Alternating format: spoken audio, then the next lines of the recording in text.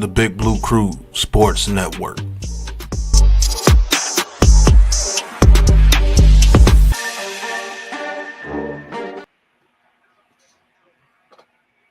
Oh, sorry. I was doing my Trump dance. What's going on, football fans, NFL fans? Welcome back to another Sunday Night Football with the Big Blue Crew Sports Network. I'm your host, Big Blue. I got my co-host of the evening, Big Miz, in the building with me. What's going on, Miz? Hey, what's going on, everybody? That just sounded phenomenal, Miz. Hey, what's going on, everybody? Big time game tonight, Sunday night. Green Bay Packers decked out in some type of white uniform with yellow stripes, playing Seattle in their lemon lime uniforms inside the home with the 12th man. Big playoff implications on this game. What's up, Rob?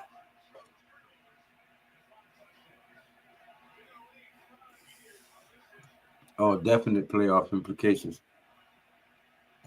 Who you think comes out on the other side, Miz? Tonight, I like Seattle, to be honest, even though most people like Green Bay. Green Bay's favored by 3. I like Seattle win the game.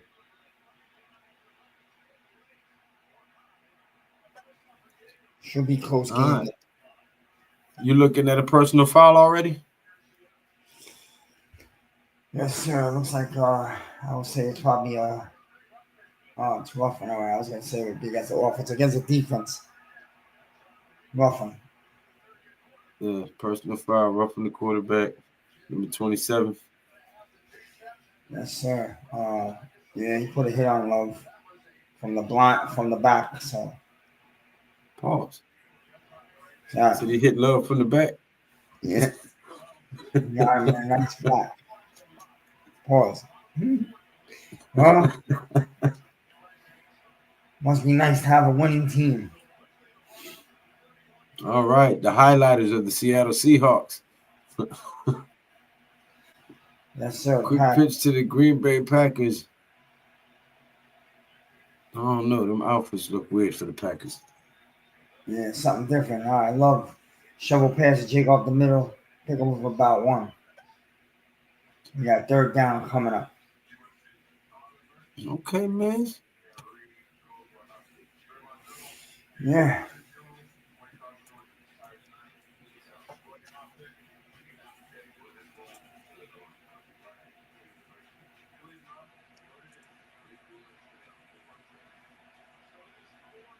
All right. Packers line up with 2 running backs in the backfield. They'll take snap, handoff. Jacobs up the middle. It's going to be about 3 yards shy. It'll be sorry, I had the wrong down before. It's now coming up. It's 3rd and 3. 3rd and 3, loving the shotgun. Handoff, Jacob up the middle, pick up about 5. First down.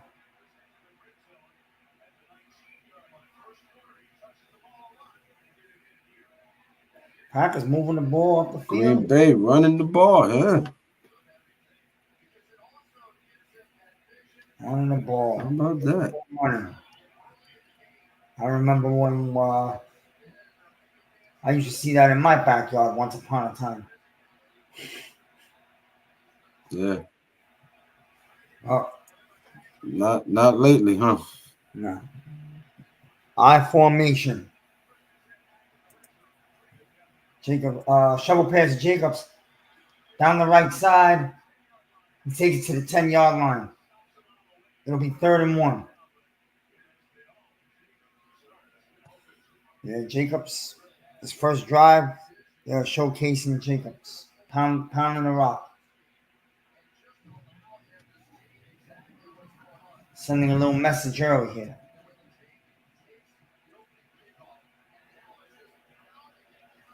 Second down. I get my downs wrong. They're messing me up on TV. 2nd and 1. Jacobs in the backfield on the left side of Love. Love in the shotgun. Jacobs with the draw up the middle. Another first down.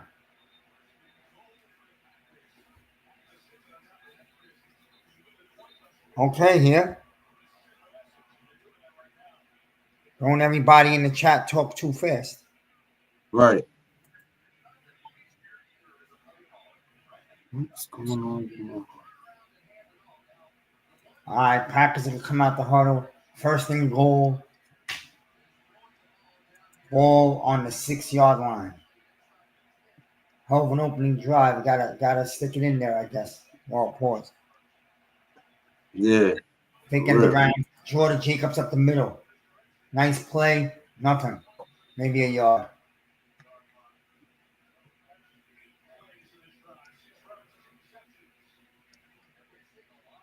So far, 8 plays on this Second and goal drive. from the 5, right? Yeah. Second and goal from the Okay. 5. 8 plays on this drive. 6 runs. 2 throws. So you got 10 minutes, 11 seconds, 10, 9, 8. We're on the same timer now. No. I'm on 10 now.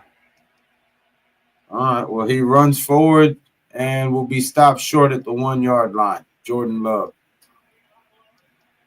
Third and goal from the 1. Here you go. 3rd and 1.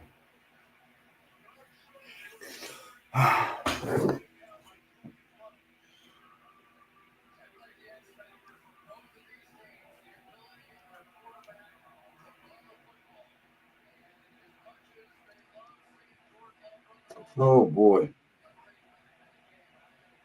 What is it? This little boy. I'm not staying bad. Give me a second, miss. Okay. We have 3rd and goal on the 1. Love under center. Takes a snap. Goes to Jacobs up the middle. Touchdown, Jacobs. Jacobs in the end zone. And that's a hell of an opening drive. A statement by Green Bay.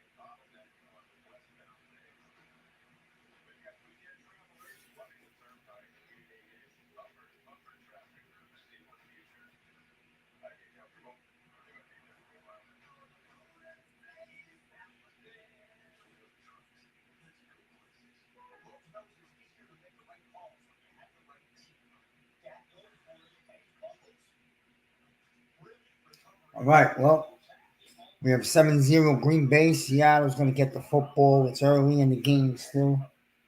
You know how these games go. Anything can happen. Around the league today, you had a major win by the Buffalo Bills. I'd say the Buffalo Bills in the last few weeks have sent a statement to the entire country.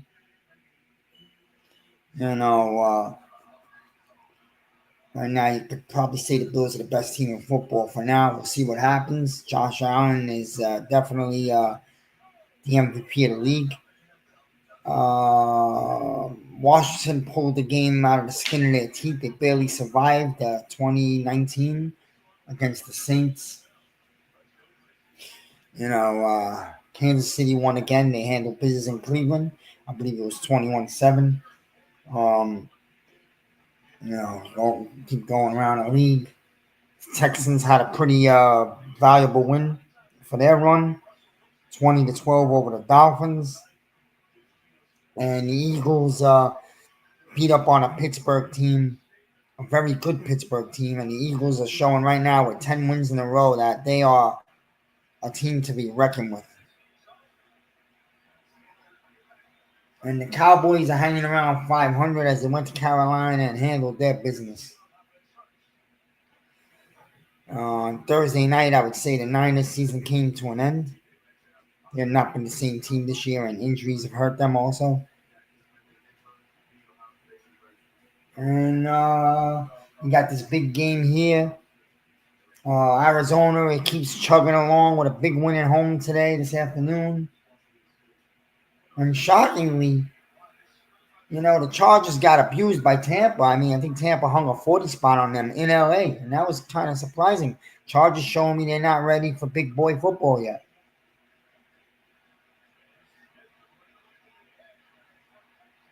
And there's a first down pass from Geno to McCaffrey to Metcalf.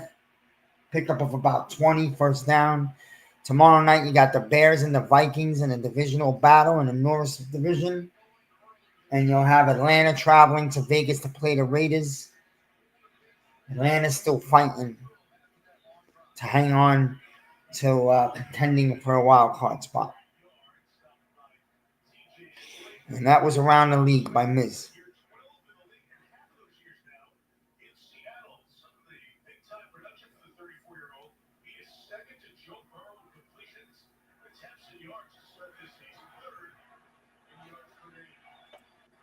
All right. 2nd and 9. All right. Geno Smith in the shotgun. Man in motion. Lock it. Ball is snap. Fires over the middle. Has a 5-yard reception. It'll be 3rd and 4. All right. Who is that that caught that? Looks like Fant, right? The tight end? Noah Fant. Yeah. There we go. We're in the great Northwest.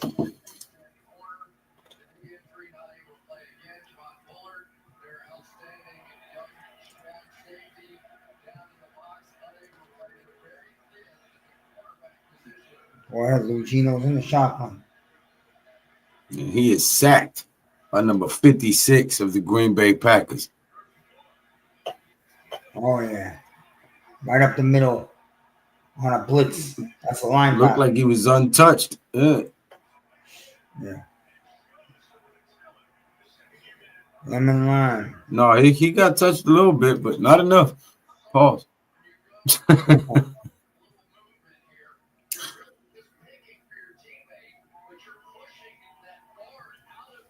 Oh, yeah, I'm still drained from the flights and shit. Jet lag. It's only like 3 hours, but I didn't sleep a lot when I was up there in New York. So. Tired. Yes, sir. Punt. All right. You got to lower your TV, Miz. I can hear your TV a little bit. And they go to commercial. But what did you think of the question that we posed earlier today? Malik Neighbors will still get his 1,000 yards and 100 catches even after playing with 4 quarterbacks in his first season as a rookie. Yeah, I mean, do you think? What does he have right now? He has over 900 yards and he has 90 catches. Oh yeah. Oh yeah, he's going over 1,000. Probably go over 1,100. Yeah, I mean, 100 catches as a rookie with this stagnant offense that we have, and 4 different quarterbacks throwing him the ball. That alone should put him in the conversation for Rookie of the Year. Oh yeah, he's gonna be in the conversation. He's having a great year. You know. Well, I mean, yeah, he's but had if some he- drops, but he's if just you gonna think be about it, overshadowed by the losing, you know. So yeah. that's the only thing. But we don't know what he's gonna be. He's only gonna get better. So no, Neighbors is damn talented. We just gotta get him a good quarterback in here. You know, he can start to get really good. Things could turn around quicker than people think. To be honest, we just gotta, you know. The question at the end of the year is not Neighbors or if we're drafting a quarterback. It's not. It's basically, is this regime coming back and they're gonna build this team and get their quarterback, or are we going new? We don't know. It seems like Mara's bringing them back, but we don't know. Forget about what people want. What is Mara gonna do because he's the boss? Well, when you got that plane flying over the Giant Stadium consistently with a new message every week, I think Mara's going to get fed up with that soon, and they'll be done by the last day of the season. If not both of them, at least Dable will be gone. All right. Tuto! Please, everyone in the chat, don't be a ninja. Hit that like button and subscribe button to the Big Blue Crew Sports Network. There you go. That's freaking cool, bro. Well, we got one more home game and that's it. And Jacobs with a run up the middle for a first down. Still going. Yeah. Yeah, Jacobs is giving it to them right now. Make sure you hit that subscribe button. There's the link for my boy Miz, my co-host here on Sunday Night Football, man. Let's get this man to 1,000 subscribers, man. They've been supporting all of the Giants content creators for years. There's no reason why you guys should not support him in return. Let's get Miz to 1,000 subscribers, man. Come on. Let's go. That's the mission right now. Also, hit that subscribe button for the Big Blue Crew Sports Network, man. Don't be ninja watchers, you heard? Or I'm going to send Snarf over there to stand by your bed all night to scream Aflac while you're trying to sleep.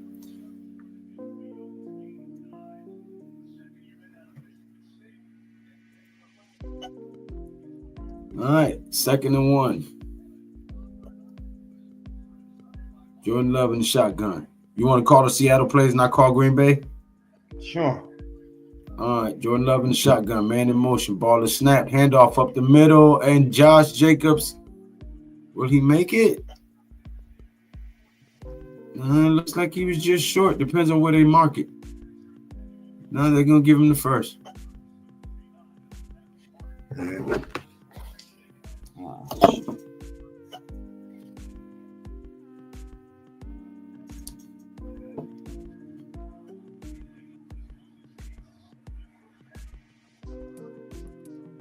Tudo, since you're in the chat, I want to ask you a question. How long has you seen Miz commenting in everybody's comment section on social media that was Giants content creators? Be it Hub, Diggy, Authentic, Bad Dog, Entertainer, all of these content creators who Miz used to go on their channel and support their channel and probably send super chats and everything to all these guys.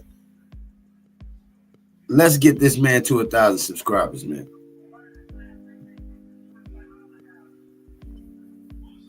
I'm sure you've seen Miz in the comment section for years too, though, because you've been around supporting all of the Giant content creators yourself. So, Bad Dog never write to nobody else. That's why I stopped commenting. I like him, but he don't leave no comments for nobody. It's all good anyway. NFL, baby. all right, Jordan Love under center, 1st and 10 from the Seattle 49. Man in motion, ball is snapped.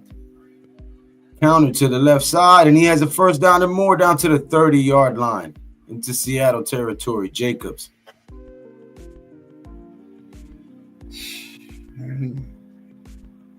We need one of these, Lou. Huh? We need one of these guys. Yeah. A big thumping back. Pause. For real, man. Anytime we've ever won championships, we always had a big physical running back. That's a fact. That is a fact, brother.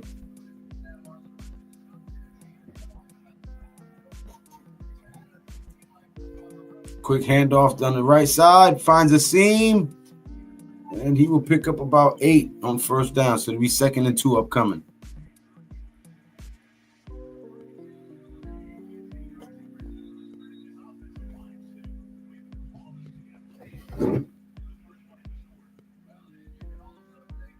Oh, excuse me, 2nd and 1. They gave him 9.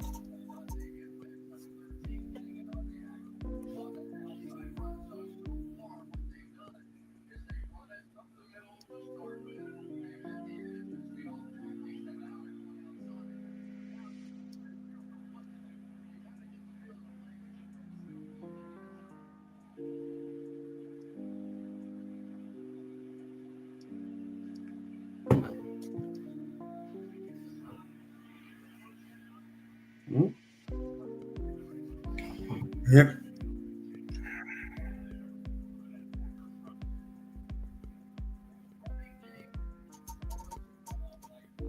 Another first down run for the Green Bay Packers. Now within striking distance to get another touchdown. Here on the 15-yard line. Ball is snapped from the shotgun. Quick screen pass to the left side, and he will be stopped after picking up only 2.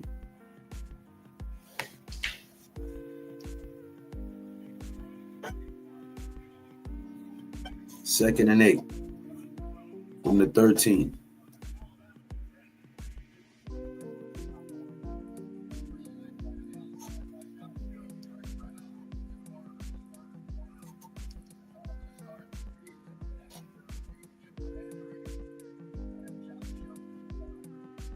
All right, 2nd and 8 from the 13. Jordan Love in the shotgun. Trips at the bottom of the screen. Man in motion. Ball is snapped. Fires over the middle. Has a man for the first down to the 2. Touchdown. Green Bay Packers. Number 87 with the Guardian helmet. Romeo Dobbs. Yeah. Nobody could tackle.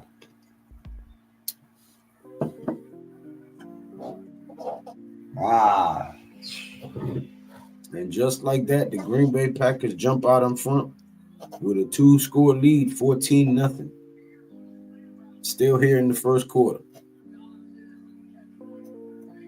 On Julian Love.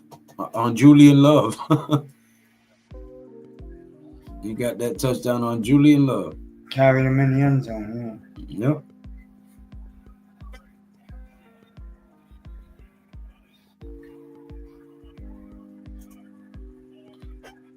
Low man wins, folks. Never try to tackle a man up by the shoulder pads. You get low and put the hit stick on his ass. Pause. You said pause. Because I said you put the hit stick on his ass. That's why I said pause.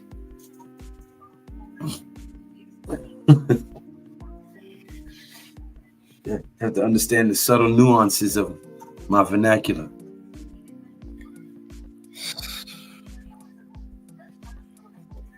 Pause stick.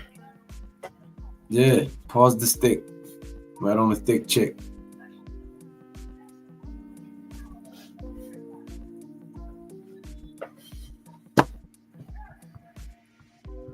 Shout out to everybody tuning in, man. If this is your first time tuning in to Sunday Night Football with the Big Blue Crew Sports Network, man, please hit that subscribe button and that thumbs up button. It is absolutely free. It costs you nothing to push that subscribe button and support the cause, man. Also, while you at it, if you see the gentleman right there in the lower part of the screen beneath me, let's get this man to 1,000 subscribers, man. One of the biggest giant supporters, one of the biggest supporters of content creators on social media. And finally stepping out and making his own content, man. Let's show this man the support that he has showed to the rest of the content creation community as far as the New York Giants fan base goes and sports fans goes. Okay, let's get Miz to 1,000 subs, man. I will put the link on the chat on the screen right there, so you guys can click it from the chat and go subscribe, man.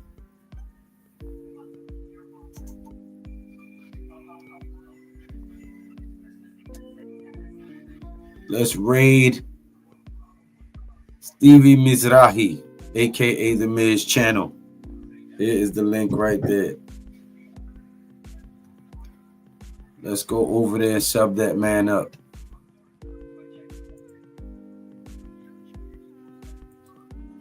Shit, man, that's bad.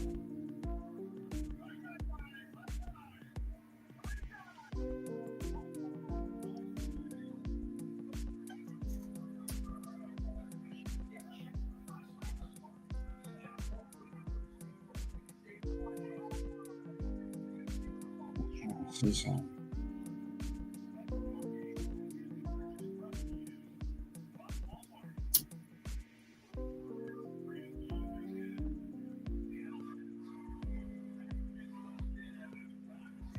All right. Seattle will receive the ball and they will field it. He's out to the 25 and tackled at the 29. Right. Darden with the return. Call Seattle? Yeah. All right. Please. All right.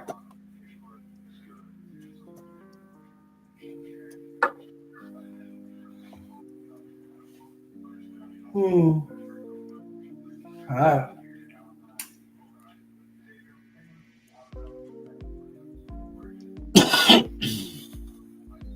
Seattle comes out the huddle.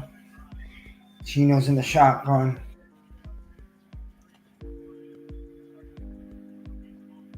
Man in motion. Gino. Short throw. Catch by Metcalf about 7 yards.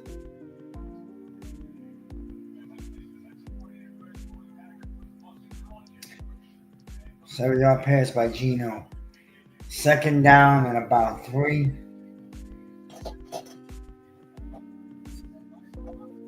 Seattle coming out the huddle. Line up on the line of scrimmage.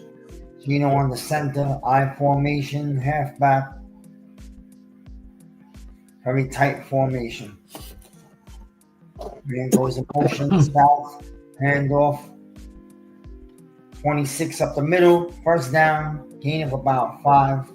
But there's a flag on the play.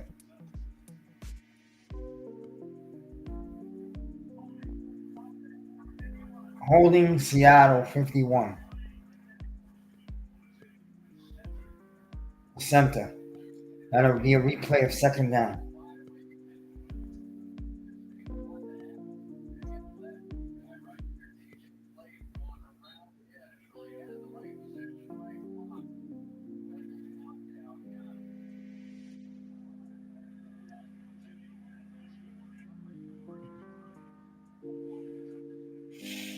Shotgun, Gino. Halfback on his left. Oh. Snap, Gino draws back. He throws down the field. All right. Smith and Jigba. Yeah, Smith and Jigba. I was looking for his name, but the catch. Gain of about what, 20, 25? Yeah. That was a post route to the left side of the field. Caught it and turned it back in. Seattle getting into a rhythm. Draw down the left side. Pickup of about 13, 14 yards. First down. There you go. Seattle starting to get into a rhythm and move the ball here. We might have a game, folks. If they can score here and make it a one-possession game, we got a game. Oh, yeah. This will still be a game. I think Seattle will still come back. But That Detroit and Buffalo game was a freaking headbanger. yeah. That was a good game. I thought Detroit was going to win, but I feel like the Lions scored a lot of points chasing. Like the Bills was having their way whenever they wanted to. Yeah, if they wouldn't have let them jump out in front as early as they did, it would have been a tighter game. But they didn't get focused until after they were down by 2 touchdowns. Yeah, and the Lions. I heard the Lions suffered 2 major injuries on defense. One starting corner and another big defender on their team. They lost 2 major pieces, Campbell was saying. Might be done for the season. Both of them. Yeah. Well, they already had some defensive players hurt already coming into the game, so yeah, it's gonna hurt. But that's when you find out what your teammates are made out of. That's when you find out what your depth really is. Who you really got on this team when the chips are down and your starters go down. What kind of dogs do you got in the second string and third string? You know? Yeah. There was a time when the Giants didn't have to worry about that.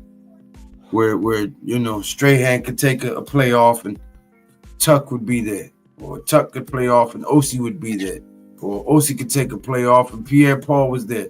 You know, it was Kavika Mitchell, you know what I mean? Or Matthias Kiwanuka. Or you had guys that could come in and give you a breather or two and still be impactful players. Right. Yeah.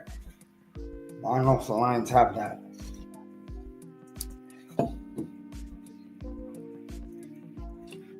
E-Man Perry says 14-0 already? Jesus Christ. No, I'm not even going to watch this game. Well, no, Seattle's driving down the field right now, threatening the score here, so it might be 7-14. Right. This is going to be a good game, E-Man. You might not want to miss this one, actually. It's going to be another one like the Buffalo and Detroit game. Back and forth.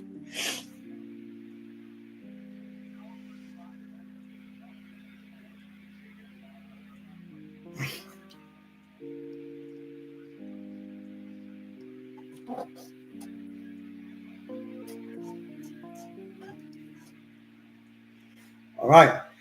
Pass to the right side and Jigba pick up for about 9 yards.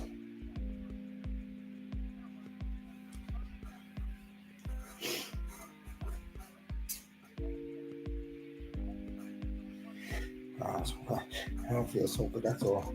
Yeah, cold.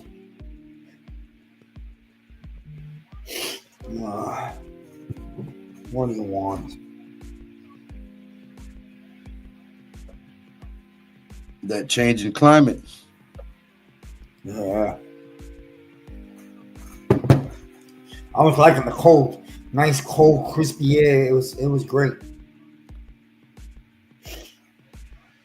It was good. That cold air, that don't bother me. No, yeah, but then you come back down and it's like shock. Yeah.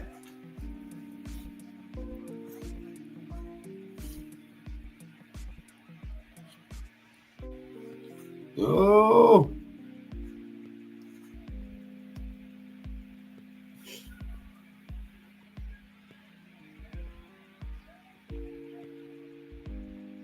You calling the play or what? Yeah.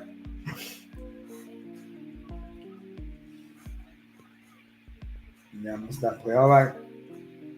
They didn't pick up the first. It'll be 4th down for Seattle. Geno's dropping off the field, so Seattle's going to line up for a field goal attempt.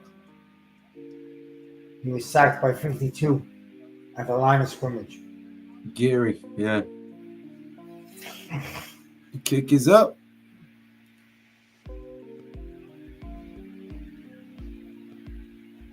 Snap, kick, right down the middle. Field goal is good. 14-3. 13 minutes remaining in the second quarter. You might be on your own for the second half. I hope you don't get mad at me. Why am I getting mad at you for, brother? I don't know. I'm just... My ease is clogged, and I might take medicine, which means I might knock out at some point. But whatever be mad at you for, brother. I got work I tomorrow. appreciate your help. I appreciate your help. Yeah, I can't. So next week I'll definitely join. I should be in. Yeah. Well, I don't know if we're driving Sunday. I'll let you know. We might be driving Sunday. I'll see. Just let me know about the draft, bro, because I'm definitely going. I know a couple of the fellas ain't. I know I am. Pat's still trying to go. This is the big one right here. This is where we draft top 2. They're not gonna go. Yeah, I know. Well, Pat's going. I'm going. I don't know if NYG's gonna make it. I know Man Cave is going, and a few other guys. So we got until April, So just keep that in mind, though. That's a big one. We draft our quarterback. Wouldn't it be such a fucking thing? The Big Blue Crew is there when we draft our future franchise quarterback. That's what it's looking like. You gotta be there, miss. You gotta be there, miss. If I gotta come over there and kidnap you in the black unmarked van. You're gonna drive, Lou? Yeah, I'm driving to Green Bay. Oh, that's a drive. I drove to Kansas City, brother. Right. I'll drive, man. I like to drive. Because I can't take half my tripods and lights and all that stuff on the plane. Right. Okay. All right. Green Bay it is.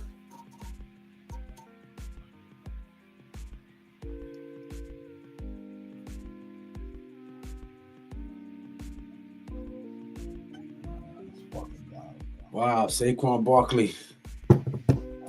Unbelievable, bro.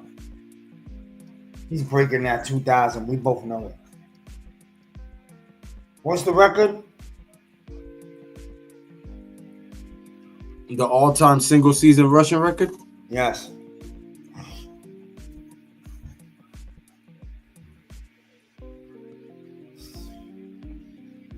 See, you didn't have a monster game today because the Steelers defense, they're good. So.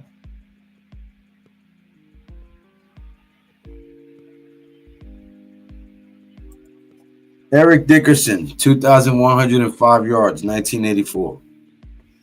2,105 yards. It's going to be tight, man. He might not get to that. I don't know what his next few games are, but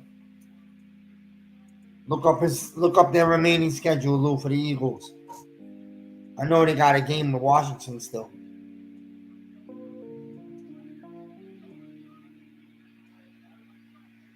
And I know they play us the last game of the year. That's when he's going to do it. Well, if he does it in Giant Stadium to add insult to injury. No, that game's in Philly. No, it's to be determined. We need to be determined. Because of the snow. So, they got 3 games left. Eagles, Cowboys, us. Commanders, Cowboys, us. So, all division games. All right. Yep. Oh, all right. So, he might not break it. What's he at right now? 16, 25? Something like that.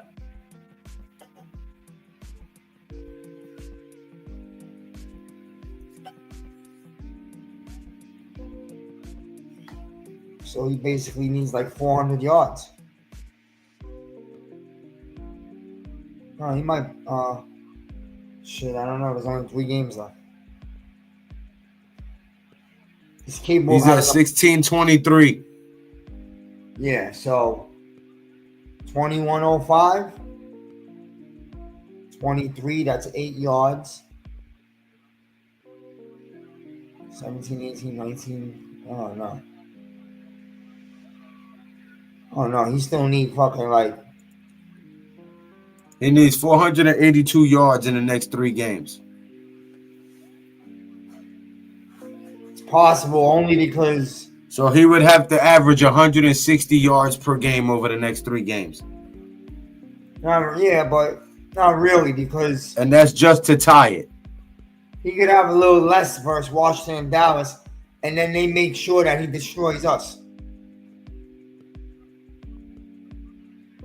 But that being said, the last two games, these younger kids that are playing defense for the Giants have been playing much better against the run. They've been focusing on stopping the run. So if the Giants defense has any pride that day, they may lose, but at least they're going to make sure they focus on stopping Barkley.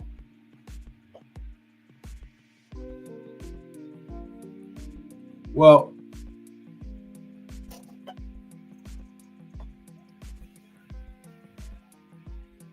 we'll see. What's up, Deception? Hey, what's going on, fellas? How's everybody doing tonight? What's going on, miss? Oh, you know. Oh, good. How are you? Doing good, man. Sunday football. I know. Most depressing day of the freaking week, man, I swear. Well, But, the Lions better win the rest of their games. And I'll tell you why. Real quick. Right after this play, right? Love, handoff, Jacob up the middle, nothing. So basically, because this is why. Because if the Lions start to falter or lose another game, and the Eagles don't need the last game of the season, they'll lay down and let us win, and they'll fucking screw us in the draft because the Eagles are well known to do things like this. But if the Lions win their next two games like they're supposed to, the Eagles need the last game and they'll play hard. Obviously, they'll beat us. So, I ain't looking to win a bullshit game that they want to give us to screw us out of where we stand in the draft, okay? Then I will go find Dable and rip him out of his house. Cannot connect with Romeo Dobbs there, misses him in the end zone. No stupid. Flag. Should have been a flag for holding, and they didn't call it. Yeah. That's it. McManus will attempt a field goal. You laid down the last 4 or 5 weeks. Just continue laying down. Thank you. 39-yard field goal attempt. Snap. Kick is good. 17-3. Green Bay over the Seattle Seahawks. Yeah, I agree. The Lions have to push the Eagles so that doesn't happen. 9:21 remaining in the second quarter. Let's see how the Seahawks respond here with this series. Yeah, because trust me, man. The Eagles are a snake, man. I'm telling you, that coach is a snake. I don't like Sirianni. Everybody, and let's screw the Giants out of their top draft pick. He will do it. Just like the year that we needed them to win to get into the playoffs, and they laid down. Remember that? Yep. And they do things like that, especially to us. I don't know. I wouldn't underestimate the Giants' ability to suck. Oh no, I'm not. Because I think even their backups, their third string guys, are superior than anybody we're going to be throwing out that game. I mean, I don't think we're going to be playing anybody like Neighbors or Burns or anybody like that. It's, I think it's going to be pretty official at that point. But, we'll have to wait and see. And it's hard, you can't really tell the players you're tanking. The, best thing you can do is just take them off the field. And that's what he's been doing, right? How many players are on injury? I believe 75% of those players, including Dexter Lawrence, would be playing today if we were fighting for a wild card. No, yeah. Players are going to play through injury if there's something to play for. But at this point in the season, it's just better just to shut them down. I guess the only thing I'm really saying is that, if it's backups against backups, I would give the edge to the Eagles for sure in that one. And I don't know. Are the Eagles really playing for anything at this point besides like Barkley trying to get the rushing record? And are they trying to fight for a position in the playoffs? Like, are they looking for home field advantage? Or is that pretty much locked up? Not right now, but it could be locked up by the time we go into the last game. I don't know. Right. I don't know, man. Who's first right now, the Eagles or the Lions? Well, if they're trying to lock it up, they need to finish strong and win these last 3. Because if Detroit wins the next 2, then, they're in competition with the Eagles for it. So, right. And I'm sure if you're Philly, you want to play in Philly as opposed to Detroit, where it's much fucking colder. Yeah. Well, Detroit's in the dome, but Philly want to be home. Detroit wants to be home, of course. Man, I'm hoping Antonio Pierce does the Giants a solid tomorrow night and wins against those Falcons, because that would be a huge favor to us. Give us a little bit of wiggle room if something like that. You get another chance next week because the Raiders play the Jaguars, so you get another shot. Yeah, did the Jags win today by chance? No, they lost to the Jets. Oh, lost to the Jets. No, wait. I thought they might have won, or let me check. No, they lost to the Jets. Lost to the Jets. Gotcha. So I mean, I know if we, especially with our strength of schedule, if we end up winning just one more game and end up going, 3-14, it's going to push us back to like the 6th or 7th pick or something crazy. Oh my God. At this point, we really do need to fucking buckle down. As much as it sucks, we need to focus on, getting the gold at the end of this rainbow, which would be a quarterback. I don't know. I'm just fucking drained with this team, man. It sucks having to watch your team intentionally try to lose on a weekly basis. Just no energy, no fight. The only fight I see is with the the guys we just pull off the street, or guys that have only been in the building for a short amount of time and haven't had their spirits broken yet. Yeah, bro. You're not gonna win, because that's why I'm trying to tell people. Dable's calling all these nonsense bullshit plays that can't go nowhere. They don't break away or nothing on purpose. He's the only way he can control the Giants losing is by calling these horrible plays, and that's what he's doing. It's a damn tank. Not that the Giants aren't horrible, they are, but there's also a tank in the mix. Is what I'm saying. No, another thing too that we have to keep in mind about Dable, and I think people are wanting to get rid of him as a head coach because of his play calling, but I think it goes far deeper than that, because there's more to being a head coach than just being an offensive play caller. I think he's just a bad, I just don't feel like this team ever goes into a game prepared. I don't ever go into a game feeling like we have a mental advantage over our opponent, and that goes in conjunction with the play calling. So it's just, all of it's bad. Him and Joe Shane both need to go, and we need to, just like how you'd want your GM and head coach to be on the same timeline, I think you need to get head coach, GM, and quarterback on the same timeline. Otherwise, you're going to end up with what happened with the Bears this season. We're going to end up firing people mid-season next year, or worse, fire them at the end of next year, and then we're going to have to scramble and find somebody, and then we're going to have our rookie quarterback or a second-year quarterback basically being a rookie again, learning a whole new system. I would rather just get that all out of the way now. All right. Yeah, you can do that, but you can do that. I don't know, man. I don't know. Like, am I missing something here too? Because here's the thing: because we've been at the top of the drafts for the last several years, and we've seen teams that have been tanking, and they're like, the fan base is excited and like pumped up for it. But I don't. Because the fan base wants a quarterback. That's why. But it depends what age group and the fan base you talk to. Right. No, that's 100%. But it's like, you see the Jags trying to tank, and they're like, oh, we're getting Trevor Lawrence. Or, you see the Bears tank. Oh, we're getting, or not even the Bears didn't even tank because they got the pick from the Panthers. But like, you see the excitement for what's to come. And I don't know. It's hard for me to see a future of this team where it's not going to take multiple years for us to be in any kind of contention. And to me, that's just frustrating. I'm just pissed. The excitement of things to come. This fan base can't even be happy that we might either get Cam Ward or Shedeur Sanders.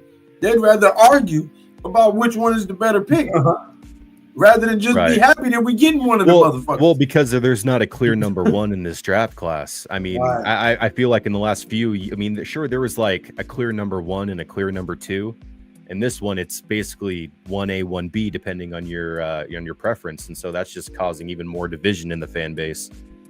where I thought maybe a tank, or if we were going in a position where we were going to be drafting a quarterback number 1, it would unify everybody. But now I just feel like everyone is just even more divided than they were, probably even with DJ, because even if we do get like Shadur Sanders, the Cam Ward guys are going to be pissed off. And if we get Cam Ward, the Shadur Sanders guys are going to get pissed off. So we're headed for another 5 years of freaking crazy, stupid debates. Yeah, it's literally what it's looking like it's going to be. And it's unfortunate, to be honest. Yeah, I don't know. The only unifying thing, though, is if we do, no matter who we get, that quarterback succeeds. And that's going to unify everybody. Wins will unify. That is it. Yeah, wins. That is the only thing. W's in the column. I agree. And I just, it's just keeping this current regime here is what's just, giving me pause. And there's not really a whole lot of coaching candidates out there that I'm super excited about either, really. When it comes to like an offensive minded coach. So I don't want an offensive minded coach. Hey, Miz. Yeah. We gotta lock it in right now. Yeah.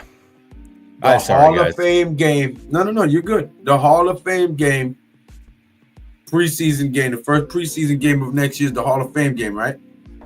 That's Eli Manning's induction into the fucking Hall of Fame. We gotta call that game together. All right. So what do you think it's gonna be, the Giants? I don't know, but Eli's induction, gotta call it. My child is named Eli. Yeah.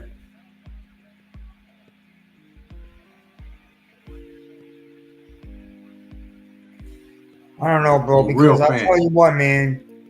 If Mara had an agreement with these guys, with the whole beginning with Jones, and that he was going to let them get their guy if it didn't work, and he has to own up to his agreement, and Dable and Shane have spoken to Mara, I'm pretty sure about it, and told him, this is what we're going to do the next 8 or 9 weeks. We're going to lose out. We're looking for the top pick. It's the only way out of this darkness. And Mara understood. Then he owes it to bring them back, bro. Because they tanked the whole season to get their quarterback. And now you're not going to bring them back. You know what I mean? It's very unstable. Yeah, but Mara's also emotional. He keeps seeing them banners flown over the stadium. Somebody's going to be hung out to dry. They did it to Coughlin, and he won us 2 Lombardis. What makes you think he'll stick with these 2 dudes? They ain't won us shit. Well, they won a playoff game. Can't take that away. Does a playoff game equal 2 Lombardis? No, but they won a playoff game. People say they haven't done shit here, but people forget how quick they forget how fun that first season was. No, it was, and that's their saving. They won a playoff game with Gettleman's players, though. Gettleman's what have players, they won with their draft picks? What have they won with their draft picks? All the best players on the team are Gettleman guys. And all the, go look around the league. The guys that are going to be winning all pros are Gettleman guys. When I was telling people that Gettleman is a better GM than these idiots give him credit for, everybody was shitting on the guy. And I'm not saying that Gettleman was a good GM. I don't think he might have been good in the draft. Some years he was great. He was great at finding talent. He was horrible at hiring coaches. And he was bad with the cap, but he was a very good scout. He knew how to pick talent from college. That's what he knew how to do. He's always been good at that. He's been in the league for 30-something years because of that. He built that Carolina team that went on to go to that Super Bowl. Cam Newton. And he was trying to warn us about guys like Joe Shane, the guys with all the analytics and stuff when he was our GM. If you remember him making fun of the analytics and all that. I think it was more, not just that we weren't succeeding, it was more that Gettleman had gotten sick, like with cancer or whatever it was. So I think that they were going to move on either way to health reasons. But these younger kids have quick to shit on anybody, bro. You know, so Gettleman's players too, bro. It took a little while for that talent to start to rise. You know. Yeah, I mean, so Cam Newton drafted in 2011. Dale Talon was the general manager of the Panthers at the time, so he didn't even draft Cam Newton. Okay. From what it looks like. I think he was hired as the general manager like a year or two before they went to the Super Bowl. I don't know how much influence he actually had on that team.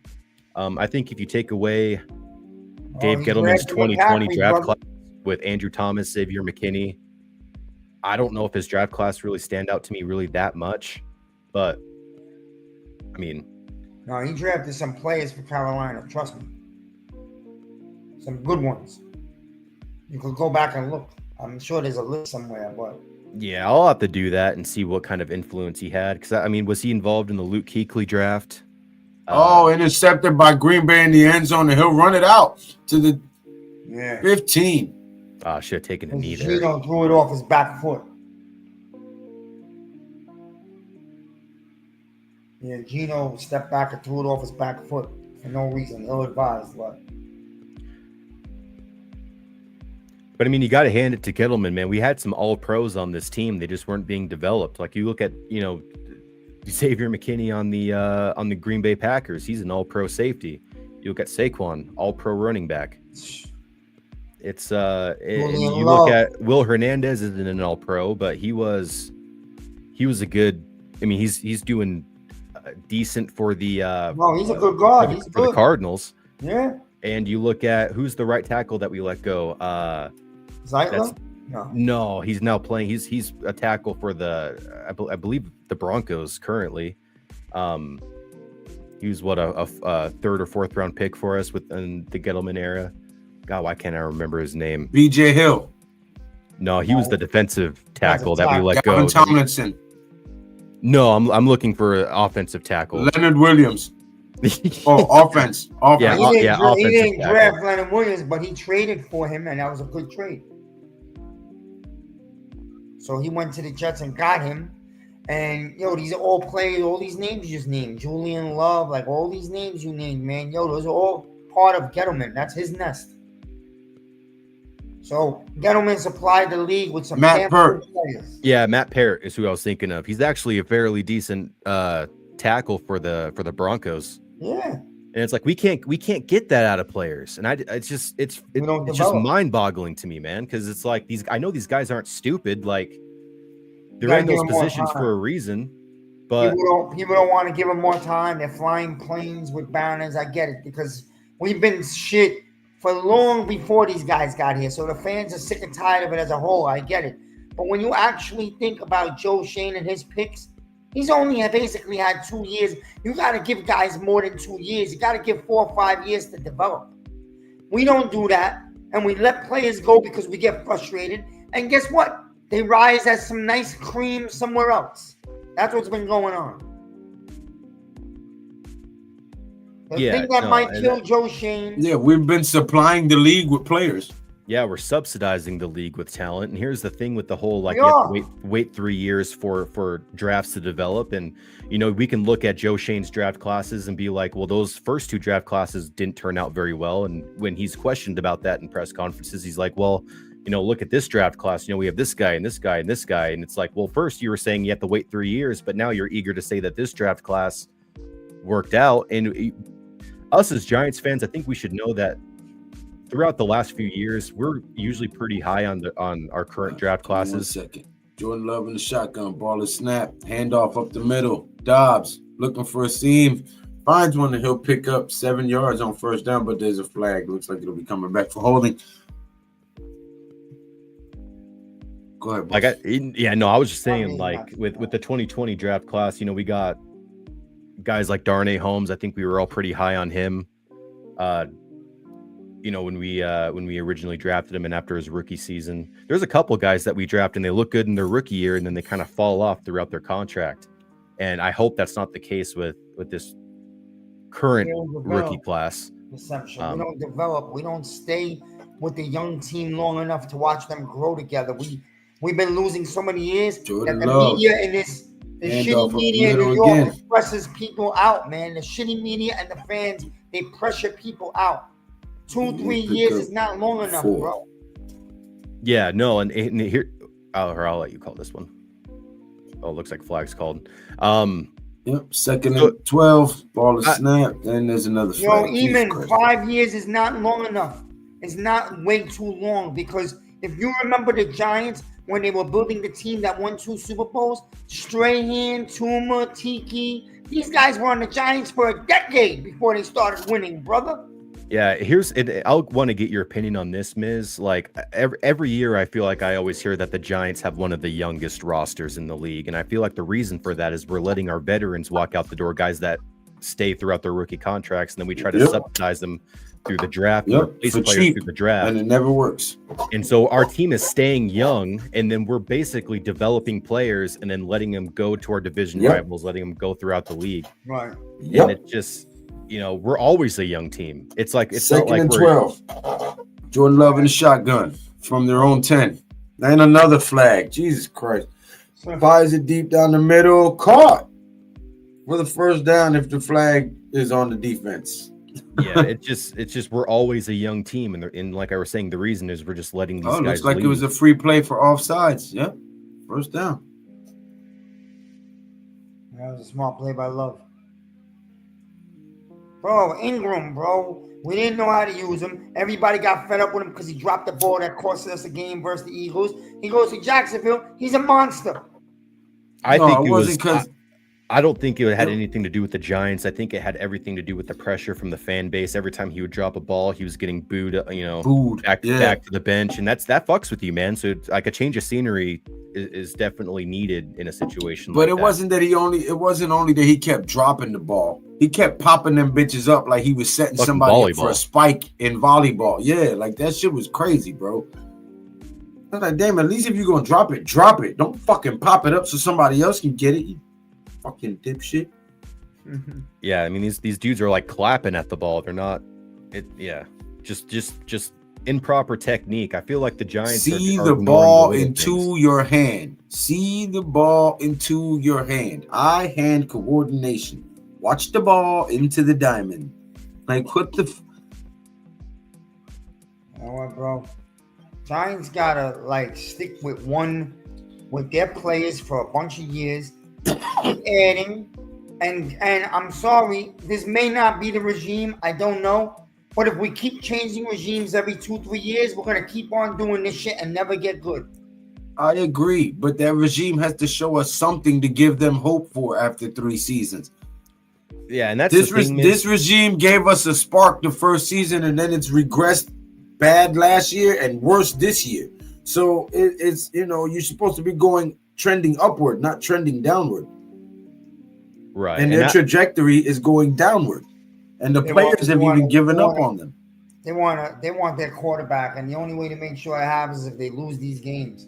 Dable can't come after the game to the microphone and say that because I know he can't. But do you trust him? Right? But do you trust him with the new quarterback given his track record? We broke down his whole career. His best seasons before Josh Allen averaged only 15.9 points a game.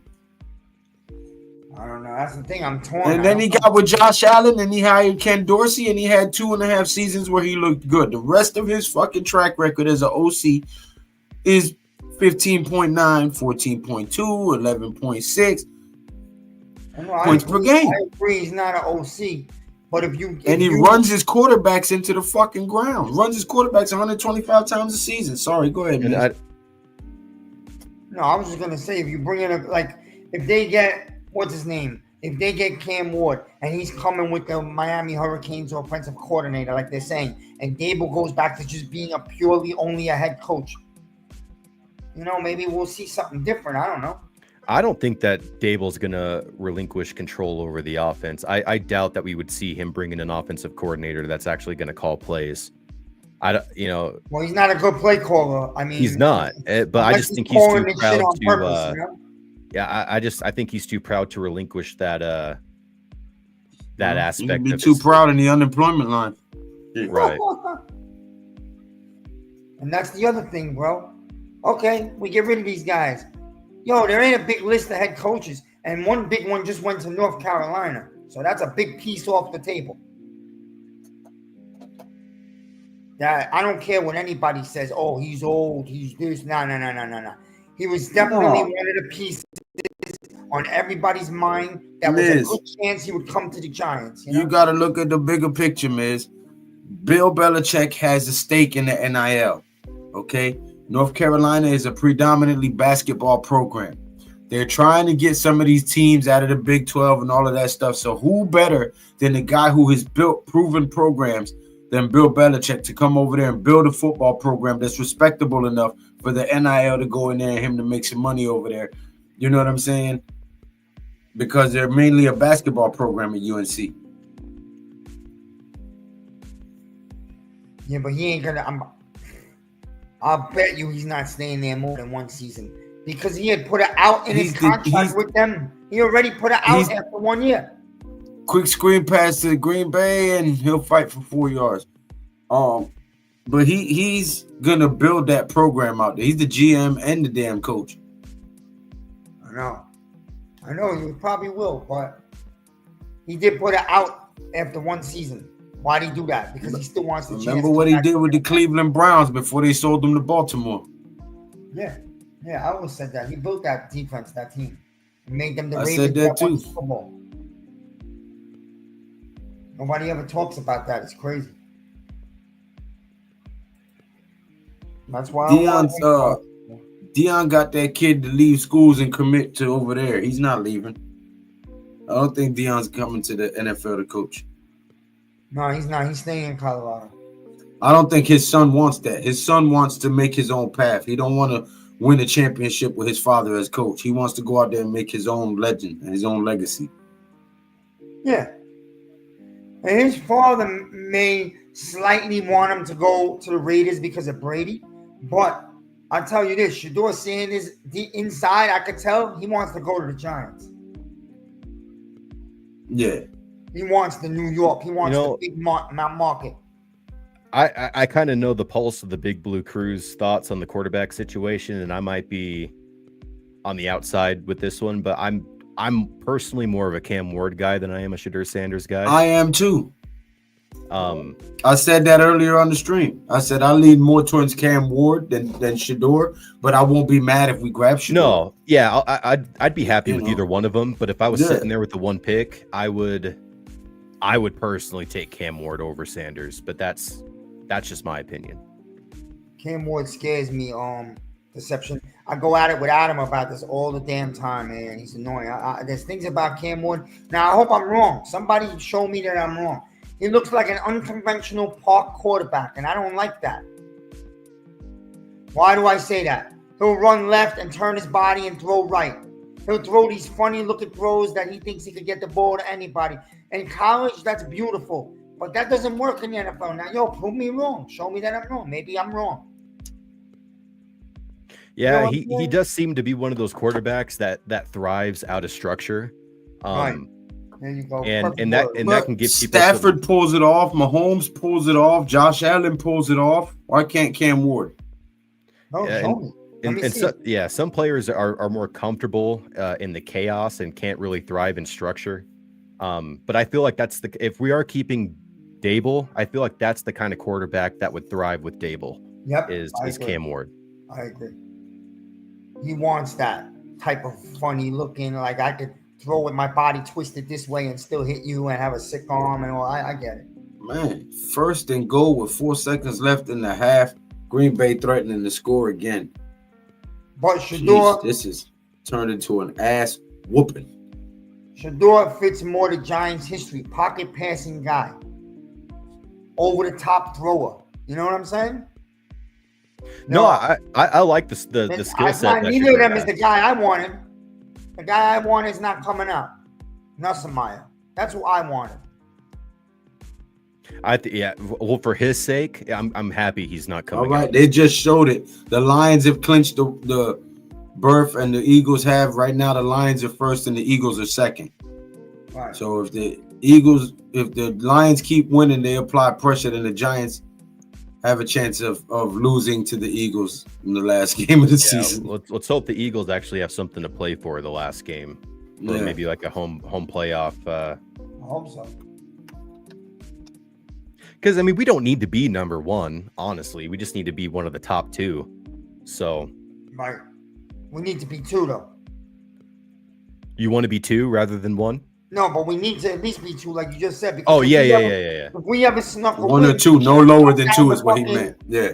We dropped to 6 or 7, man. Guess what? No, you meant. Yeah, I know what you meant. No lower than 2. He meant no lower than 2, 1 or 2, no lower. What I'm saying is, if we slipped a win, if we snuck a win, we're doing this again next year, bro. You're throwing a fucking monkey wrench and everything. Yeah. No, we're not going to get a quarterback this year. If we fall to 3, 4, 5, we're back in dog. Oh hell no! No, we won't. No, we won't. Damn sure won't. Because you know why? Because we did this last year. And I remember having this argument on the day we played Patriots with Pat, a big argument. And he wanted to win. I understand why. We're fans. We're passionate. We want to. And I said, if we beat New England, we'll fuck ourselves out of Drake May. And that's what happened. God, I wanted Drake May. Drake May was actually my number 1 quarterback in the last draft, to be honest. Me too.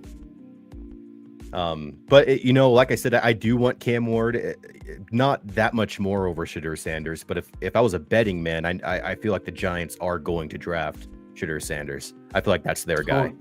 Hold on 1 second. And it is halftime. The Packers kick a field goal to extend their lead 20-3 going into the half. Thorough thrashing of the Seahawks thus far. Yeah, I think that's who they're going for. I agree with you. It just seems like all the stars are pointing that way. Yeah.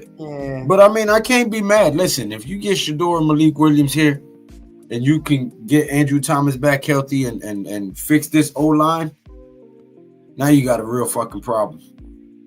Because, you get Slayton out there healthy, Malik Neighbors. If you can incorporate Jalen Hyatt, Wan'Dale Robinson, Bellinger, Theo Johnson, then you got a chance to really make some freaking waves. Tyrone Tracy's a good back, but I agree we need a big thumper. Pause. Brandon Jacobs, Leonard Fournette, Derrick Henry type. Is there like an Audric Estime or like a Braylon Allen kind of running back coming out in the draft this year? I haven't really looked at the draft as far as we're gonna start digging into that real soon because I will be attending the Senior Bowl and getting some interviews of some of them players who are coming out in the draft, and I'll start predicting my mock drafts and projecting where some of these guys are going. So we're gonna start digging into that here because we all know that the Giants are playing meaningless football for the next 3 weeks. Whatever happened to Turbo Miller? Is he still on our practice squad or where's he at now? Practice squad. I believe he's still on the practice squad. I wish he'd have got a shot. Yeah, I wish he'd have got a shot. I think he'd have been a good bruiser back, third down back for them short yardage situations. Oh, I don't know if he'd be a bruiser. He was kind of a smaller guy, right? He was like what 5'8", 5'9", something like that. But he was just fast. Yeah, but he's heavy too, and he can get low. But that's why they're not bringing him up, bro, because he's the type that can catch a screen and take it to the house. So guess what? They don't want that. They don't want that because then they're going to steal a win. I'm telling you, they don't want to win games. So don't be surprised if you see Tyrone Tracy Jr. and Turbo Miller as our 1 and 2 next year, and Singletary might be gone. Can we get rid of Singletary? Didn't we give him like a 2 or 3 year deal? Yeah, we can get rid of him. Okay. It won't cost a couple pennies. I don't know, man. I'm tired of the Giants being penny pinchers. And the thing is, if you want a quarterback, like, go get I'm tired of like the tanking aspect of it and like intentionally trying to lose. Like, build a culture of winning. And then if you want a quarterback, fucking give 2-3 first round picks to go get the guy. Like, F them picks mentality. Like, I don't care. Well, you're right about that deception, but that should have been applied to last draft, not this coming on. Yeah, I mean, what were they asking for to trade up to go get Drake May? Like their first this year, their first next year, and then like a second and a third or something like. No, but they did offer that, but the Patriots at the last minute said no because they wanted to take Drake May.